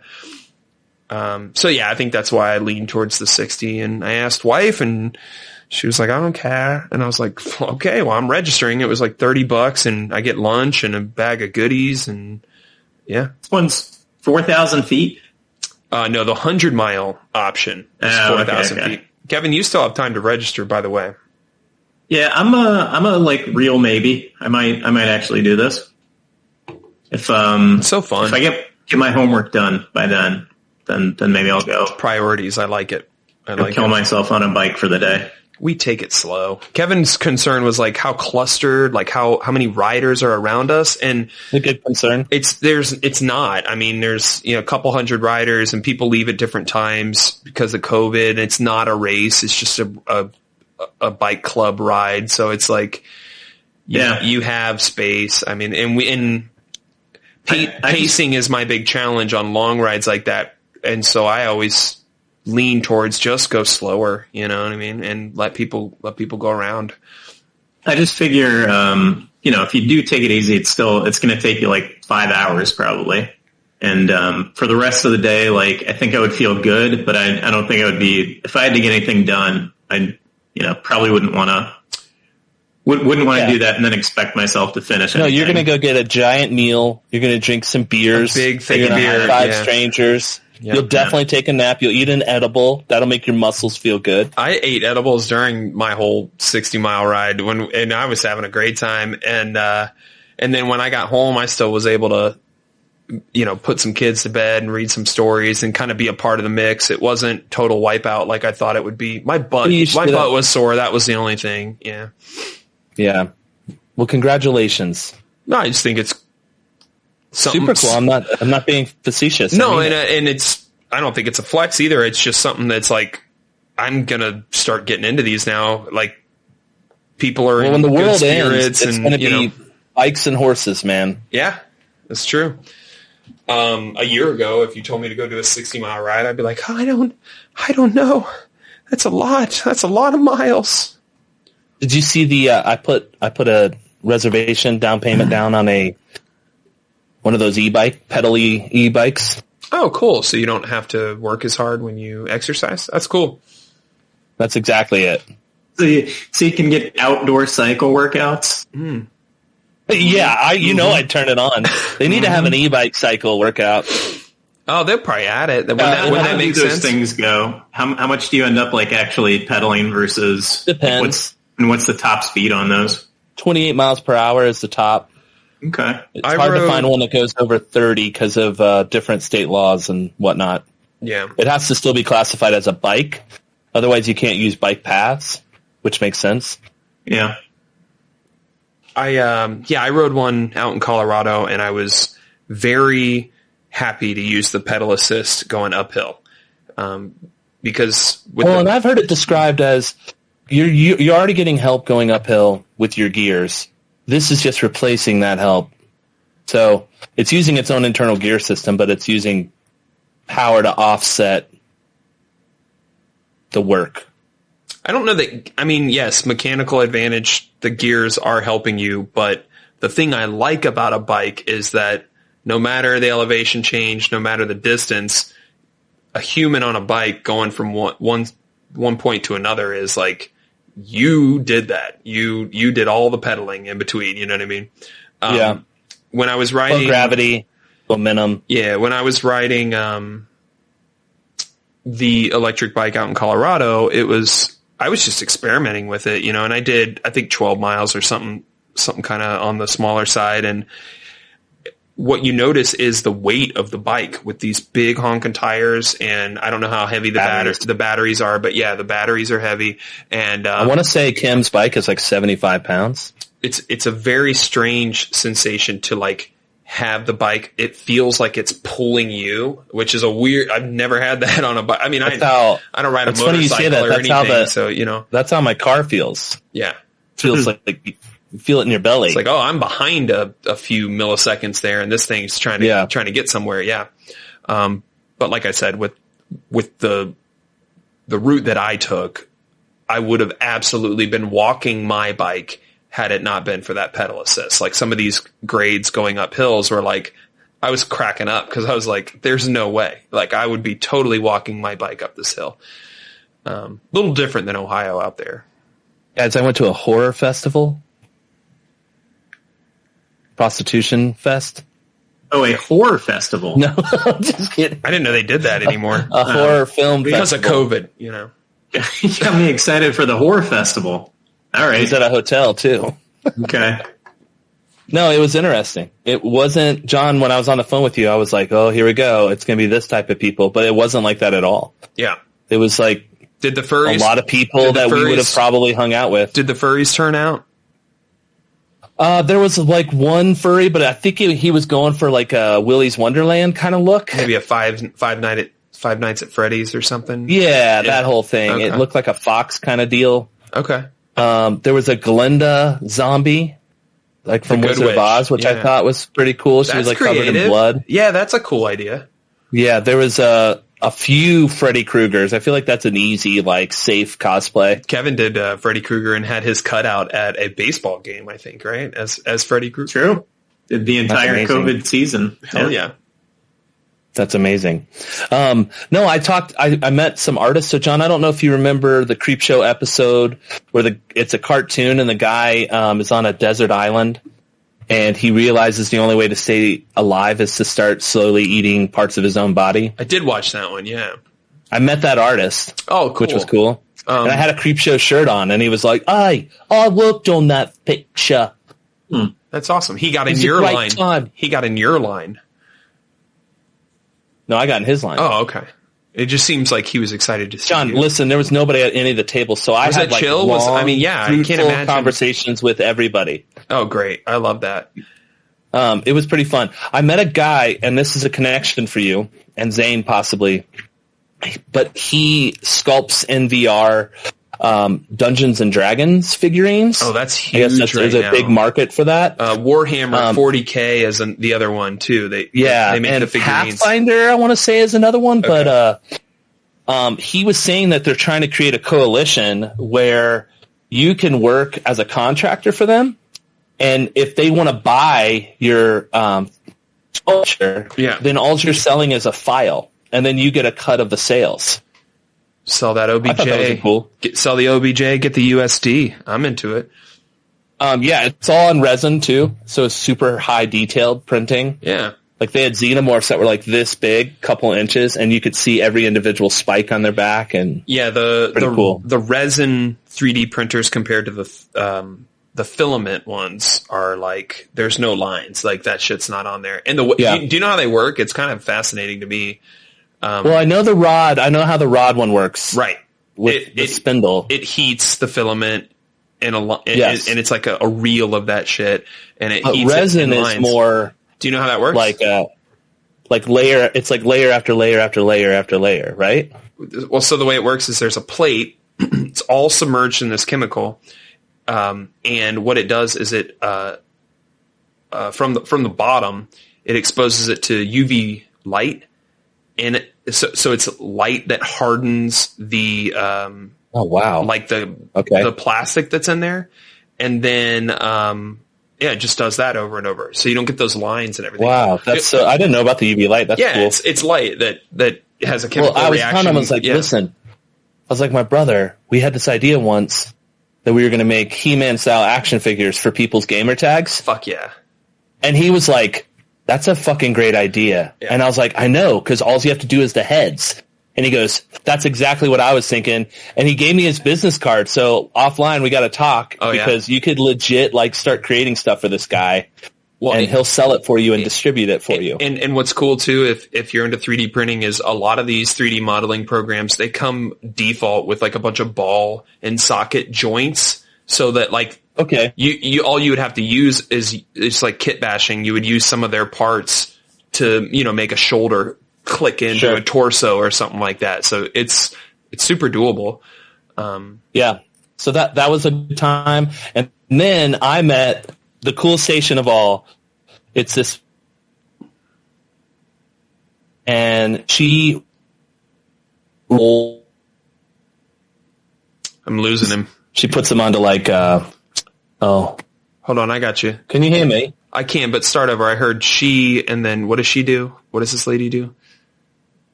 Oh, he froze again. Kevin, are you seeing this? Frozen? Yeah, I mean, my connection's been kind of bad all episode, but... Okay. Go on, Joel. What does she do? What does she make? Yeah, I feel like we're in real time now. Joel, can you hear us? Hello? Tell me about this whore. No. Okay, I'm back. Good. I'm back, right? I hear you. Yeah. Back for us. He looks sad. Look at him. Dang it. I think he can hear us. This is why everyone should get a PC and not a Mac. You heard it here first. Oh no. Lost video. He's gone. Sorry. Hey, guys. No, he's back. He's back. Sorry about that. My Wi-Fi signal was shit, so I switched over to a different network. There you go. But this lady remasters these old shitty horror films into like 4K using the original 35s. And she opened up an actual shitty movie video store in Colorado, down in Aurora. Okay. And it's like a Blockbuster with just like really bad horror films. And so I bought, you're going to love this, dude, a 4K Beastmaster DVD from her. Oh, Beastmaster's where it's at. Yeah. Yeah, dude. Remember when we first saw that as kids, we were like, are we allowed to watch this? I don't know. We might get in trouble. Yeah. Loco. Yeah. It was amazing. Well, now you're quoting Creepshow, but yeah. No, that was the name of his ferrets, bud. Loco? Pogo and Loco. Really? Yeah, my man, my G. I just remember that like mystic arts guy who had he had like an eyeball ring or something like that. You remember that? It was very creepy. It could have been a family movie, but they decided to throw tits in it unnecessarily throughout the entire film. It was violent. In the first scene, people are like getting their throats slit. Yeah, they're getting their heads cut off and they're like bouncing down this pyramid. I'm going to grab a beer. You guys talk about Beastmaster for a minute. Talk about the Eagle Vision. Yeah, so I've never seen Beastmaster, obviously, but we had one of those bad movie video stores in Columbus for a while. Remember? Oh, yeah? I went there and got Hercules in New York one time. That's a good one. Original dub or new dub? I have no idea. Versions. There's a Schwarzenegger version, and then there's I am Hercules from Olympus. Show me your women and jewels. Oh, no, it was Schwarzenegger. Okay. Yeah. There's a redubbed version, which is almost just as fun to watch, because it's literally sounds like some other guy's voice? Yes. I will slay you for the death of my grandmother. Why would you do that, though? I don't know. You're already watching an Arnold. I think there was some racist producer that was like, no, this will never make it. Well, his last name was Goldstein. Why is that important? He wouldn't like a German accent. I don't know. Yeah, I guess if you're going to be racist, that's probably the one we can forgive you for the most in terms of I'm this and you're that. Yeah. You can have that for at least another, 20, 30 years from now, and that'll be okay. That's a good one, though. Hercules in New York. Joel, do you guys have do you have this long drink out there? It's not coming through. I got a lamp here, and I'm stupid, so I don't know how to make it read. Here, put it under like your chin. It's called long drink. No, I don't. I've never seen that before. It's so it's like a grapefruit soda with gin. Ooh. So it's kind of like a seltzer, but I think it not quite as much sugar as a full strength soda. I don't think, but there's some in there, and I don't see any nutrition facts, which makes me a little bit nervous, but. So I guess it's a Finland. That means no concerns. It's a Finland thing. Okay. And when the Olympics were there in like 1952 or something, they made this drink, and so bars and stuff could like sell it in mass quantities and whatnot. And now allegedly, if you go to Finland, like at a grocery store, there would be an aisle for beer, and then one for wine, and one for this long drink. And are they all the same flavor? They have like a few different flavors so far. So the base one is just a grapefruit soda with gin, juniper berry, which I think is also a gin thing. That's a real gin is usually made from juniper. There's a cranberry one. There is a strong one, and there's it's like 8% instead of 5.5%. Yeah, baby. But I think it's still a grapefruit flavor, and then they have one that's 0 sugar and also grapefruit flavor, I think. Are you guys talking about beer or seltzer waters? That's the question. It's it's this new drink. It's sweeping Columbus called Long Drink. Tasty. I would check them out. Can get them at like Saber Growl, that kind of place. It does have or booze it in might be in Giant Eagle now. Yeah. Okay. Nice. I'm gonna look it up. Grapefruit soda with gin is kind of the base. Is it LONG? Long? Yeah. Yep. I've been on this Rheingeist Glow. It's kind of like a sour, but not a trying to prove anything sour. I like it. So anyway, to finish up the Horror Fest, there was like 3 categories of stuff there. It was like horror movie stuff, and then there was like creepy shit. And then there was like mystical stuff. So like candles and crystals and tarot cards and shit like that. Hippie shit. The weird shit, the creepy shit. This guy made these dolls. I'm going to see if I can show you. By the way, I can pick up Long Drink and Boulder. So we'll talk more about that, Kev. There you go. There's this guy who made custom creepy dolls. Hopefully you guys can see this on the camera. Oh, yeah. That is creepy. So if you're listening to the audio version, it's sort of like kind of bulgy-eyed, like distressed skin, like monstery creature-looking characters, but in like little girl like Victorian era dolls, like doll dresses and stuff. Yeah, very creepy. Kind of So unsettling. The one on the left is my favorite. He uses his own blood in the paint, and then all of the all the hair. Yeah, this is guy's his own stupid hair. and It's human hair. This guy's a loser. No, So fucked up. yeah. It's called Like, red. what do you do with them? He goes, What do you think? What do you think? It's blood. It's red paint. It's red ink. You just use red ink. I should have done man on the Paint my street dolls style with interviews for you blood. guys, but I was like, what do you do with them? And he's like, well, you could play with them, but not a lot of people do that. He goes, so I would just put them in your friend's basement. That's pretty good. That's actually a pretty good response. Yeah. I would say, you display them. Look at this shit. It's cool looking. But now that I know that there's semen and blood in it, I'm not interested. There probably is semen on there somewhere. That's his secret. Yeah. You can't do blood and hair and not put a little bit of the good, you know? You know he's thought about it. He's like, I mean, I'm jacking off all the time alone. He's done it. Jacking off to all these dolls. I have a lot of them. A lot of these semen vials. He keeps them all too. He's been thinking about it for a long time. Did you hear about the guy that injected a woman in the ass with his own semen with a needle? He got her pregnant? No, it's not. That's not how it works. Is that how it works? It's in a grocery store. Oh. It's all caught on tape, but she gets poked in the butt at the cart, getting her cart. It's on tape? Someone videoed He wouldn't tell the police, and they had to do all these tests, and they eventually were like, that was semen. Was that your semen? And he was like, yep. And they put him away. He's in prison for like 20 years now. No, 20 years. Yeah. For injecting someone with your semen. He'll do 6 on good behavior. So anyone out there thinking about it. Risk reward. Yeah. I don't know. I don't think 20 years is long enough. You can't inject someone with your semen. I'm talking about... I know they're not going to die, but like I can't trust you with any other decision. I always think of sentencing as like, compare it to other crimes. So like a drunk driver who like... kills the whole family. Maybe hits a person but doesn't kill them. That dude's only going to do like 3 years or 4 years or something. That, and they have to do a program or something. Yeah. So blowing a load into a syringe and then sticking that into a stranger's buttocks at the Quick Mart, that's not so bad. She walked out of there.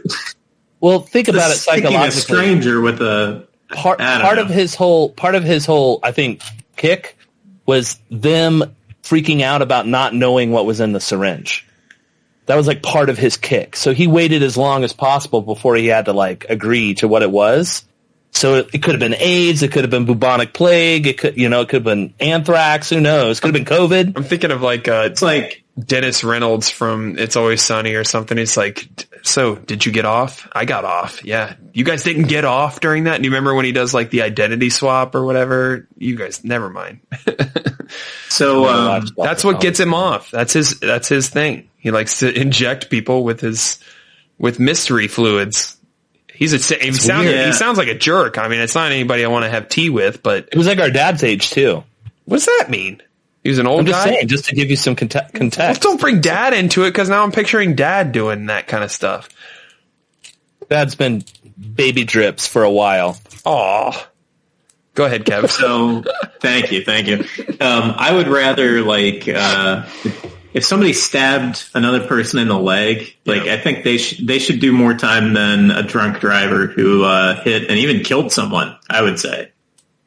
Because, like, just the stabbing a person with a syringe specifically, that takes an extra level. Yeah. The stabbing, the waiting, and then the discovering that it was semen. It's a 3-part crime. Okay, so you're dangerous. It doesn't matter if she got AIDS or not. Like sociopath type behavior and all that. Yes. Too. Okay, but don't you think there's an argument that like that person needs help and that they probably wouldn't end up serving that much time because they would be a part of some program or something afterwards where it's like, hey, this isn't how become a phlebotomist. Yeah, this isn't how people act. Like you have to learn how to people a little bit. Yeah. Like, if I was a lawyer, I would be like, Your Honor. I mean, come on, this guy's clearly nuts. I don't think he needs to burn in hell or anything like that. But from a rehabilitation standpoint, I don't know what's possible if you're your dad's age and you think it's okay to inject someone. Right. Like I don't know if psychotherapy has advanced that far. You might not be you might not be redeemable. Yeah, I see what you're saying. Yeah. I would send him to that no escape planet with Ray Liotta and just let him figure it out. Okay, He'd so live an okay life.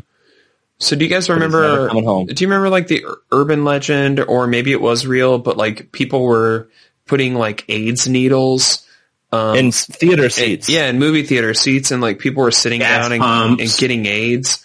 So underside like, of gas pumps. so like, is that worse than running up and just straight up injecting someone, doing more? I like, think it's a good less question. brave, Yeah. lower integrity. I think it's more common because I think most people, what does it, like whether you are kind of a psychopath trying to like stab people, or just like if you're thinking about giving money to charity or whatever, it's like seeing something makes it harder for most people to like actually follow through, or turn their back on it, or like be really cruel one way or the other. Yeah. how long does AIDS survive out in the open, out in the wild? Like 24 hours or something? Day, yeah, I would have guessed a day. Depends on what, Joel? It depends if it's in Temperature, saline, if it's what the surface it's temperature. on. Yeah, I gotcha. Yeah. I thought you were going to say something about who the AIDS came from or something. Like Probably to a certain extent. I mean, it's basically a mutant T cell. So it's basically, some are more powerful than others. Yeah. I'm sure Freddie Mercury had like Superman AIDS. His AIDS had perfect pitch. How long does AIDS last Stay on a on needle. a surface? Let's do that. And then check for Freddie It's gotta Mercury's. Several hours. How much? Okay. So I'm saying for 90 to 99% dead within several hours on a surface. Several's kind of vague. Do you guys think that's like 10? Just to be safe? Yeah. Okay, it says it can stay on a surface, but is not spread by air or water. So it'd have to be in blood. You can't drink AIDS. Air or water. You can drink AIDS. That's how Tommy Gunn got it. He got blood in his mouth, and that's how he claims he got it. But It could just be like could it be transdermal, or does it actually have to like get into your blood? I don't know how this works. you can eat AIDS, and you can ingest HIV. I thought the AIDS would die like in your stomach or whatever, because it would get all acidified and stuff.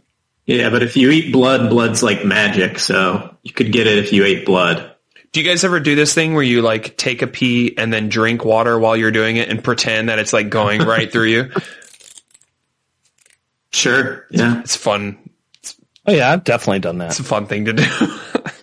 So you can get HIV from swallowing seminal fluid. That's semen. Yeah. It's like an American Indian from like Florida. Yeah, like Their mouth. Jesus Christ. That's seminal fluid. Some Algonquin up in there. Oh, No, that's up in Michigan, John. Get my your bad. shit I'm together. sorry. Iroquois. Iroquois like Maine and New York. Sioux. Okay. He's just There's saying so much- places too. You do not know where these tribes are from, you piece of shit.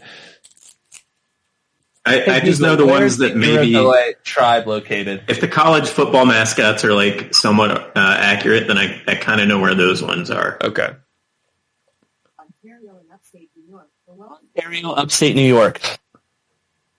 Eat that seminal fluid. Oh, come on. It's not a competition. I just didn't believe you were right. No, that's the shit I went to college for. Native Americans? Mm-hmm. I did all the like hippie Native American and African American culture stuff. And then you bought $300 worth of Crocodile Dundee hats on a credit card. It's funny you say that. I do have a full Crocodile Hunter outfit. Why? Amazon Halloween. loves you. You and Mom, Amazon is like, dude, if we could only get I like John and push Jordan Amazon and to Melody love it. on this train.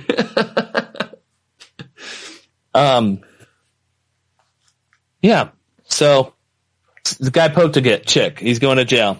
Look it up. There's That's a video of him gnarly doing story, dude. That is a gnarly story. And there's a video of him doing it. Okay. I am There's a video of absolutely him looking doing this it. up. Yeah, I'm looking this it. up. Stabs woman with semen. Yeah. So your horror convention was good. What else? What else do we got, boys? Do you want to? I went camping and got to sleep under a porcupine for an evening. The animal? It's like right in front of my face. Yeah. Did you not want to move or anything? Yeah, I didn't want to move. Didn't want to touch it. They're very cute. They look like spiky koalas. And it just was chomping all night long, so I didn't get the best night's rest. Start calling you Star-Lord, a.k.a. Peter Quill. Cow. You just try to throw a joke out every once in a while. No, I thought I sent you guys a picture of that too. But porcupines are cute as fuck. So, they look like koalas. So that photo you sent me of all the Jaws paraphernalia, was that from that convention? Yeah. So okay, that was cool. This picture here. The reason I sent that to you is the Gremlins 2 action figure of the female gremlin. Yo, did you buy it? No, but everyone how much had was a it, weird Joel? little crush on her. No one did. I don't know. No one had a crush on her. Greta the Gremlin is what she's called. How much? I bet. How much do you think, John? $250. $200. Yeah, that's what I was going to say. $250 probably. Yeah. How much? I don't know. I didn't look at the price. I wasn't going to buy it. You were right there. Man. Look, Are you saying I should have bought it? No, I'm just saying the Halloween mask is priced. The Jaws thing is priced. I see prices on shit. That's just a bummer that I don't know the price of it. Let's look at eBay. Greta the Gremlin on eBay is $48. Oh, dude, order it. Just order it. $55.95 here, unopened. $45, $35. Some dickhead left a half drunk bottle of water on the merchandise shelf. That's not cool. Yeah, right? We're in a pandemic, dickhead. Jaws the game I have. Fright Night the record. Or maybe that's Laserdisc. I bet that's Laserdisc. I see the Poltergeist soundtrack back there too. Yep. Hiding. Did you see the remake of Fright Night with Colin Farrell? Yeah, wasn't bad. Yeah. I like Colin Farrell. Yeah. No, John, you especially would have liked it. Just talking to artists. I told Lori the cool thing about artists compared to going to a farmer's market and feeling obligated to buy like honey and potatoes. Yeah. Is all's artists truly need to hear at the end of the day is that their work is good. Well, I was talking to my biking buddy Pedro and art friend. It's like why? All right, so it's like strip it all the way down, right? Why does anyone make art? It's a form of expression, and the only reason you would make it is to share it, is to have someone else see it. Yeah. And so that's what's cool about those conventions is that's an opportunity for hundreds of people, thousands of people to see your art, and whether they glance at it and don't like it or they come over and have a conversation with you, that is way cooler than, you stockpiling shit at your house or just sharing online, where that is like the coldest way to like interact with people. Is like, okay, here, especially art wise. Yeah. And so, that's what I had the most fun doing was just talking to artists and like giving them compliments. And have you heard, I didn't expect to buy any art, but I bought this one. I don't know if you guys have been in like an antique store, and they'll sometimes have the old postcards. He takes those old postcards and he paints over them. Yeah. And it's a legit used postcard. Like there's writing on the back of it. So I bought one. It's about this big, and it's this woman in a chair. Yeah. And he just ever so slightly made her skull show out. It looks creepy, but it's a real postcard. So I was like, wow. People do that with like shitty hotel art. It'll just be like a river and some trees or something, and they'll go in and they'll just draw like a dragon.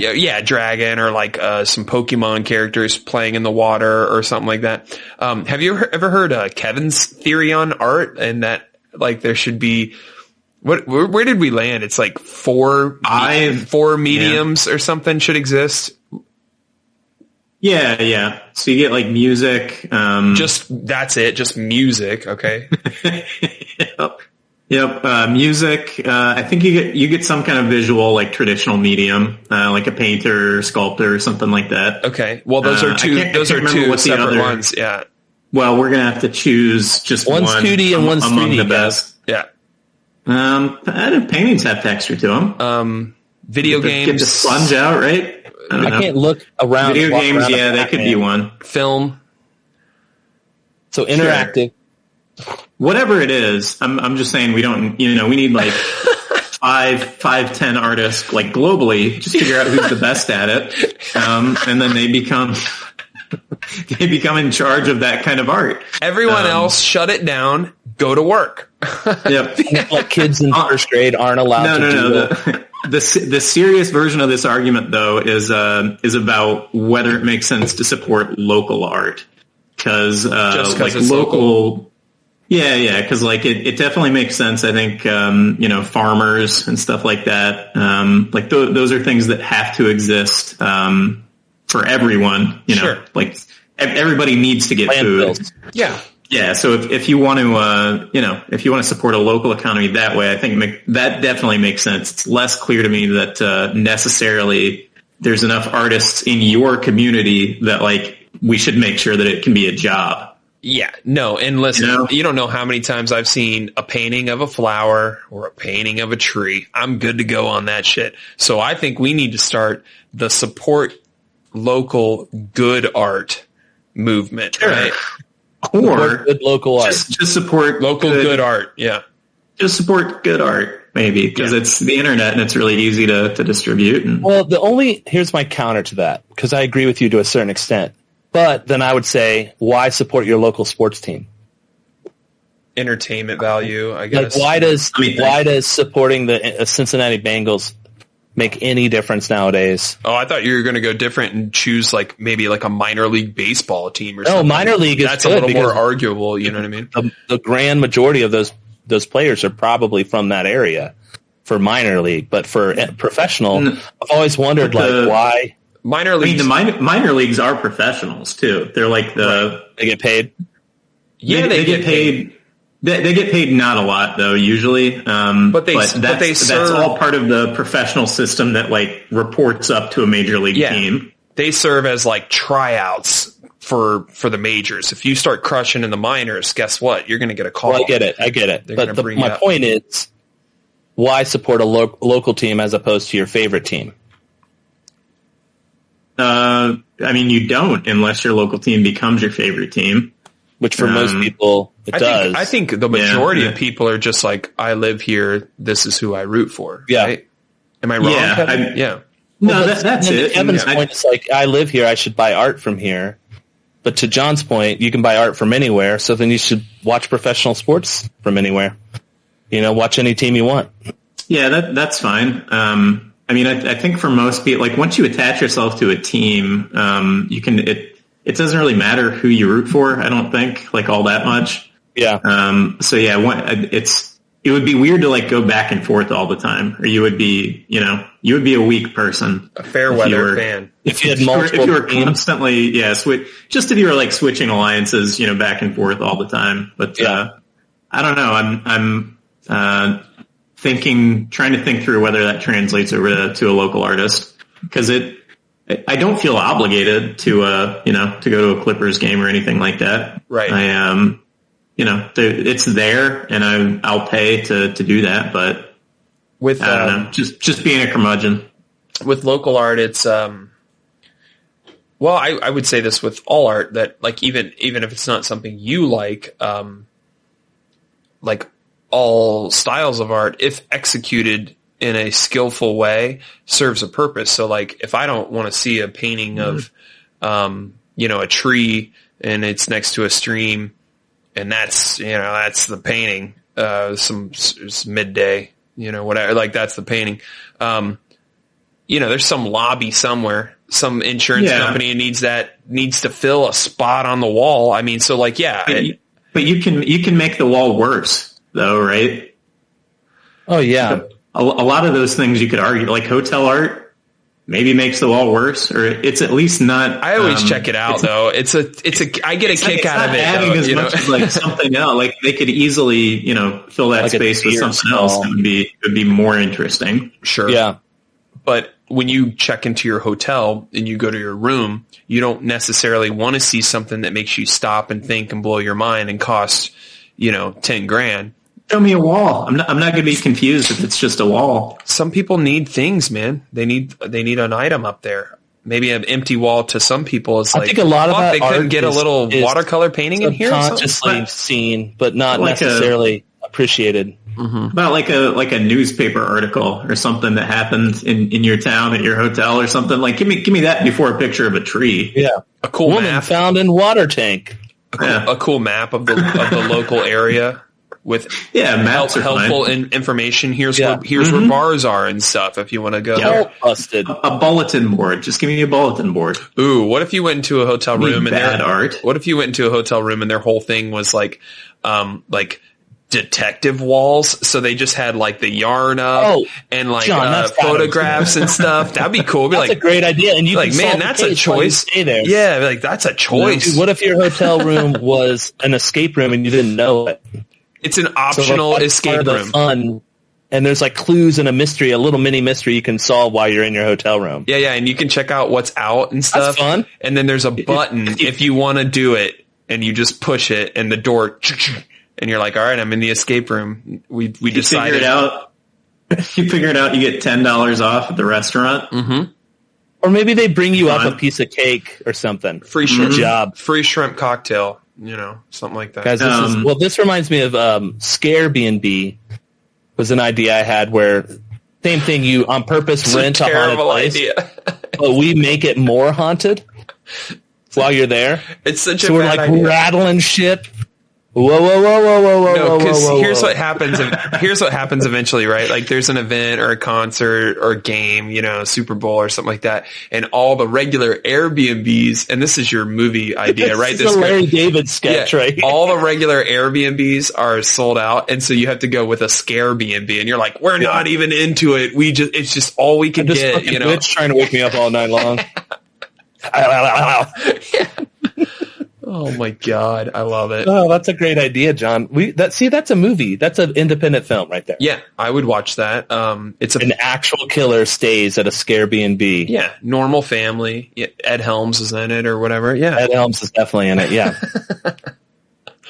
All right. So, did you guys see the trailer for Matrix Resurrection that was released this week? Let's get some thoughts. Let's get some opinions. Kevin, did you see this thing? No, I might be time for me to go to bed. I don't know. Okay. It's a Matrix talk. No, I haven't seen the trailer. I saw it. I'm surprised with how many younglings have not watched the Matrix movies. Yeah. Well, my big thing was I liked the trailer. It seemed interesting. Of course I'm watching it. Take my money. But this trailer does not tell me that this movie will not suck balls. This movie may suck balls. It's possible. I think they're going to do the Star Wars Episode 7 and just redo the first Matrix. It's like a new iteration of the Matrix. Yeah. And Neo and Trinity, for some reason, don't remember anything that happened, and they're in their 50s. There's an online rumor that aliens are going to be involved. That something may have taken over the Matrix. It's a cool idea, though, right? Like James Cameron aliens, like xenomorphs? No, like extraterrestrials. Get away from her, you bitch. I don't know. Spider-Man, new Spider-Man trailer. Did you see that? Yep. Are you... I'm pre-coming in your pants a little bit? Yes. Yeah. You get a wet eye. There's all this cryptic shit with Tobey Maguire and Andrew Garfield that I love. If they somehow backdoor those guys back, that would be amazing to me. Okay. And next trailer, Joel, to get your hot take on, the Wolverine from the PlayStation event, the Wolverine video game. Did you see this trailer? I did. You mean teaser? Teaser. Not a lot of information. Insomniac Studios, makers of Spider-Man 1 and 2. Yep. And I heard it's going to be more XCOM style. Oh, don't tell me that. Yeah. Like a RTS? No. Like XCOM? XCOM's an RTS. Yeah, I guess you're right. That's Midnight Suns. I just want it to be Wolverine Arkham Asylum. That's what I want. I want it to be I'm Wolverine. Okay. I can do all kinds of cool shit. In the hot seat tonight, Super Shark, the Knights of the Old Republic remake. Have you seen this? I've heard of it. I haven't seen the trailer for it. but I'm all in. Okay. Also on Rumor my has list it here, that Xbox got exclusive rights on the new Indiana Jones game, and PlayStation got exclusive rights on the Knights of the Old Republic, and it was some old LucasArts deal. Yeah, I think it was like option to we a might bunch have of to different get it played on developers. Sony or something. Yeah. That's all I got, Joel. There was a lot. Did you guys see Shang-Chi? No, did you? No, but let's go watch it and then we'll talk. It's Kung Fu, man. It's fucking cool. It's a Marvel Studios movie. It's I'm there, as taking good. the money. It's as good from a white guy's perspective as Black Panther. You know? Because they're Asian? No, in terms of world building and like just shit you've never seen or heard of in the Marvel universe, it's pretty cool. Yeah, and I think they explain in the movie why they couldn't, because this takes place after the Thanos snap and everything, and I think they explain why, because that, like, the trailer, like, when I first saw the Shang-Chi trailer, I thought it was like another dimension, another world or something like that. That everything shot in the trailer, that's all on, like, Earth 616, like, main. I don't want to tell you that. I mean, remember, the whole theme of Phase 4 is multiverse.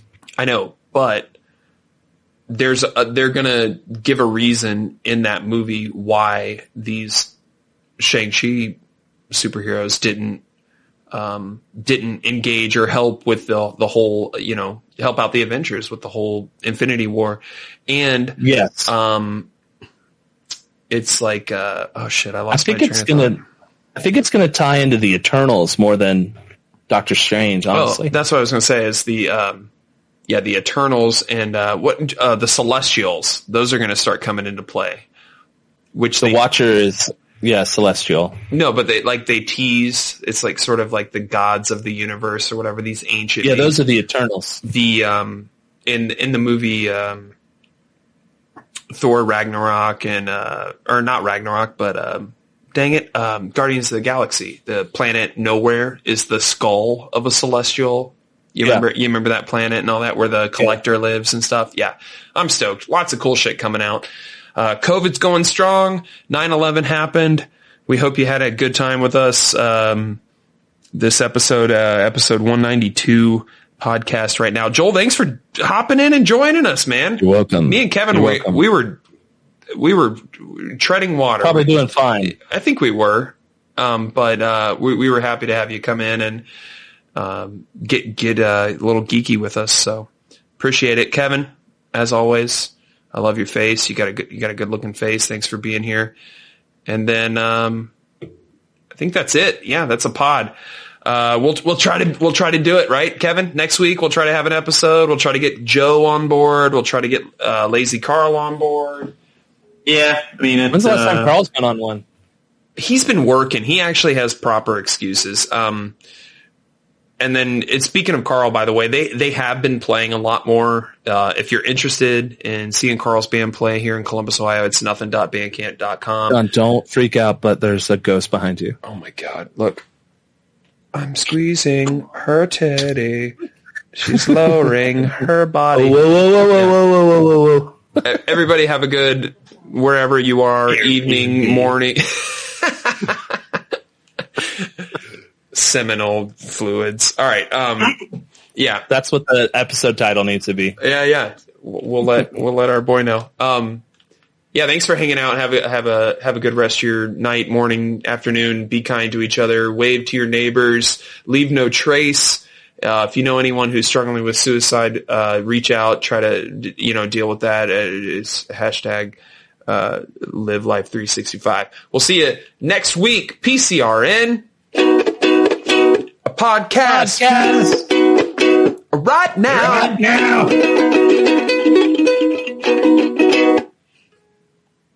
That's a theme song, baby.